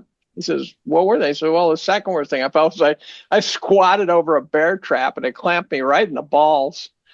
And the doctor winces. He said, "What was the worst thing?" And he says, "When I got to the end of the chain." Oh, Jesus God. What the fuck, Dave? So for me, the end of the chain is a metaphor for the ultimate pain. Oh God. So let's go back to satanic cult just to lighten the Yeah, mood. we'll go back to the satanic cannibals just to lighten it up. But It's cannibalism has got to be pretty rare, I think. I think that's the ultimate subset. I know it's the low it's the yeah, no, it's but unless it's this is what they really believe, Then then maybe they it's do it. probably the highest sacrament. Well, you got a Marina Abramovic spirit cooking, That's what I'm and you. saying, man. By It's the way, those not cadavers don't look fake to me. no, man. All those emails right before the 2016 election. Yeah, man. It's like this isn't like without whisperings and rumors. Like this Right. it doesn't come out of nowhere where like other Satanists. Like the fact that everyone's like revisiting it already tells you it's like we all kind of have a feeling it's real. You just don't know how expansive it is. And so real and being done by 500 people in the world total is different than real and being done by every major power structure in the world. Those are two different I things. think it's probably closer to like the 500 people. I don't know. The problem is the deeper I dig, the more impossible it looks, and the more it is not ignorable. And so That's it's a battle. Well, that's what I would to bring this to a close is I would say that's kind of the important thing to do for everybody listening. Like don't look away simply because you want to or it sounds goof. Do your research, and if then you're still not convinced, sure, look away. But I think there is a legitimate obligation to look at it very simply because there are victims, there are past victims, and there are future victims who are yet to be born yet. And if you could have moved the needle by looking at something that you didn't like and you didn't, that's a form of complicity. So I say shit to my class. Sometimes it's chemistry. Sometimes I'll show them something, said, you've all seen this and you're told this and everyone accepts that explanation. And here's what I'll tell you. It's complete horseshit. We dug into it and it's just wrong. It's just completely and 100% wrong. But other times I'll do a Tourette's-like outburst where I'll say, the vaccine killed more people than the disease. Or I'll say climate change is a complete hoax. And I'll tell them, I'll say, look, I can make the case.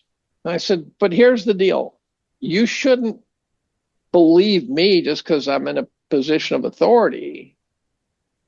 But what I want you to do is next time you read a story about the vaccine or you read a story about climate change or something like that, I said, slow down a little bit and ask yourself, is it possible that Dave's not nuts? Which, by the way, Alex Jones's stock has gone up quite a bit in the last 5 years. But I said, I just want you to slow down and ask, does this actually make sense? Because many times you will find the stories are just stupid. They're just ridiculously stupid. And I occasionally give them examples. And I happen to tell them about the COVID vaccine killing more people than the disease the day before I went on the Zoom call with Ryan, who I've been on Zoom calls with many times, but and I explicitly asked him that question just so that I said, I'm going to go tell my class the answer to this question after you give it. I said, did the vaccine kill more people than the disease? And he said, undeniably, just undeniably. And so the next day in class, I told him who Ryan was and how prominent he was and what he said to the question. And I said, you don't have to believe him either.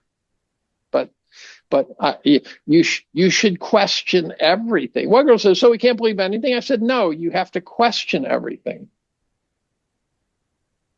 Just don't accept it. At one point, I blurted out in class that the Roth IRA has a math error in it. And I spotted it. You want to hear 2 more minutes? I'll give you the 2-minute Roth IRA pitch. Go for it. There's 3 people listening. They think we're both insane. The Roth IRA gets sold to us. If someone goes on TV, Susie Orman or whatever goes on TV and says, you should open up an IRA, they always say a Roth IRA. It's the default. They've totally forgot about the regular IRA. So here's the Roth IRA problem. Take $1,000. I can do this without slides. Take $1,000. Put it in a regular IRA. It's still $1,000 because you paid no taxes. Imagine over your lifetime, it goes up tenfold. It's now $10,000. You take it out. Let's assume you pay 20% taxes. It's now $8,000. Okay. Now, same person, take $1,000, put it in a Roth IRA. Assume you're taxed 20%. It's now $800.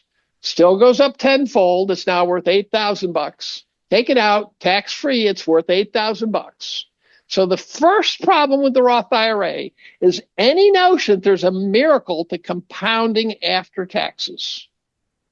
The only thing that matters is which one will you pay a higher tax rate on. I set them both at 20. So here's where the problem comes. And I told colleagues this, I started running spreadsheets trying to figure out why I was wrong. And I gave this talk to 500 money managers in Vegas and said, if I'm wrong, tell me, and no one did. I was trying to figure out how to launder money out of my retirement account to safety prior to the 07-09 crisis, because I saw it coming 5 years earlier. And I was trying to get it out of harm's way. What I discovered was, I realized that the Roth IRA, let's say you make $156,000. That turned out to be the 5 percentile guy at the time. I call him 5%. That was the 5 percentile earnings. That guy voluntarily pays taxes. He's in the 37% tax bracket. The bottom of the bracket is 0. The top of the bracket is 37, and it's a gradient. But he's taking $1,000 instead of taking $156,000. He's taking $155,000, paying taxes on that $1,000, which is 37%, putting it away and then compounding and then taking out tax-free later. The guy who puts the money into the regular IRA doesn't pay taxes, doesn't pay 37%. Same story. Pulls it out at the end, but where does it come out? It comes out in the first bracket at 0, the second bracket at 5%, the third bracket. And so it comes out not at the marginal rate, which is 37%, but it comes out integrated over all the brackets. That's called the effective tax rate. It is mathematically, by definition, lower than the marginal rate. Unless you, in the limit of infinite earnings, you end up at 37%. So the problem, therefore, is that now people will say, well, what if the tax laws change? I go, sure, they might, but you don't know which direction. So it's a stupid argument. Right now, your best assumption is they don't change because you don't have any idea. And so the bottom line is you are agreeing to pay the top tax bracket to get it into the Roth, and avoid paying the effective rate coming out of the regular. Now, what did they do when the Roth IRA was invented? They said you can roll your IRA out, but you only have 2 years to do it. They made it, you've got 2 years, going out of business sale, they really put the screws. It was by Clinton. It happened to coincide at exactly the moment he was trying to balance the budget. You are taking this big wad of fucking money you had in a regular IRA and agreeing to pay 37% tax rate on the entire fucking wad to get it into a Roth. Which, if you're a boomer, for example, you're about to start taking it out, but at the effective tax rate, which is like 10% lower. And so if you go find a write-up on the Roth versus the regular, what you'll find is a lot of gobbledygook that says it depends on your personal circumstances, which is their way of saying, we're not going to tell you the truth. And then one day, one of my colleagues, after being baffled by how this happened, and I gave it at this conference, and I never thought of it that way. I present to a money manager sitting in front of me with his lawyer, and the lawyer started explaining it to the money manager. He knew, he understood. And my colleague walks in my office and says, I found your analysis. I found it. He said, it was in Wikipedia. So if you read an analysis of Roth versus regular, if at no point do they mention effective versus marginal rate, they are omitting a critical component. Now, there are other facets to the Roth versus the regular that you can pay attention to. Details about inheritance and things like that. But that should be mentioned, period. So the perfect candidate for a Roth IRA is some guy who has no money, no income to speak of, like some grad who's earning $30K and then wants to take 1,000 out of that. So it's already, the marginal rate's low. When he gets his PhD and gets a real job and is making 150, the Roth's no longer a good deal because the marginal rate's way the fuck up there. But when he's a grad student, the marginal rate's potentially lower than the effective rate when he's a rich old man. So if you earn almost nothing, the Roth makes sense. be it IRA or SRA, satanic ritual abuse, they're fucking you no matter what. All right. That's the Wall Street takeaway. is a crime syndicate. Wall Street is a crime syndicate. That's the takeaway. Um, Dave, let's wrap this shit up. I gotta get some food. Um, appreciate your time, man. I know it's a very dark subject, but you're one of the few people I know who is willing to wade into these waters. If you think of other examples of conversations like this, if you think of it, send them to me because Well, I don't yeah, know if I'm ever going to write about it because I'm actually somewhat nervous about writing about it, yeah, really laying it out there. I seem to be willing to talk but not write. I don't know why, just do but it. Fuck them. well, yeah, it's easy to say, but I'm I still know. nervous. I know. And but I'm still collecting the data, and I'm going to write it even if I don't do anything with it to see it off my back. So send it to me. Check out the one I did yesterday. I'll send it to you on. I need that I'll because send it to you on the one with Will Ramsey. Now, that guy's rock solid. I'll send it to your Twitter too, just to make sure you see it. yeah, and you're That guy's welcome to rock solid. send this one to Will too. I But will. the battle for the eyeball, you will. The battle for eyeballs is extraordinary. Here, I just sent you the one with Will Ramsey, and I'll send the one we do right now. I'll send it to your Twitter, and I'll send the one we do right now to Will Ramsey. But for now, Dave, I'll send this to you. It'll be up in like an hour or something, as quick as I can get it. Adios. Yeah, Yeah. dude, appreciate your time as always. Always a pleasure. Guys, stay safe out there. Dave, you have a wonderful weekend, brother. Thank you so much. Hey guys, thanks for watching. Three quick organizations that I try to help through the podcast. I don't take any money from, and I wouldn't if they offered. First and foremost is ARC, the Association for the Recovery of Children. That's led by Basil Baz. It's been around since 1993. They physically liberate sex trafficked children. They get about 10 to 12 kids a year. I've got a fundraiser thrown for them before. You can go to the link in the description. You can donate, I think, as little as $1. It's tax deductible. They are truly doing the Lord's work. This isn't an awareness campaign. This isn't wristbands. They physically go in, kick down doors, and liberate children who are raped daily. They're doing the Lord's work. If you can go help them, you can go give $1. You can also take their training programs and do your best to help spot human trafficking in the world around you. It really is, if there's anything that this podcast accomplishes on this earth, I think it should be to help them. The second group is Invest, like a vest, a bulletproof vest, led by Mike Letts. 25% of police precincts in the United States cannot afford to give and this is true, cannot afford to give their officers cars, weapons, nor vests. They cannot do that. And you can donate as little as $1. They have donated over, I believe, 70,000 bulletproof vests in 30 years. Actually, Invest and ARC were both founded in 1983. Fun fact.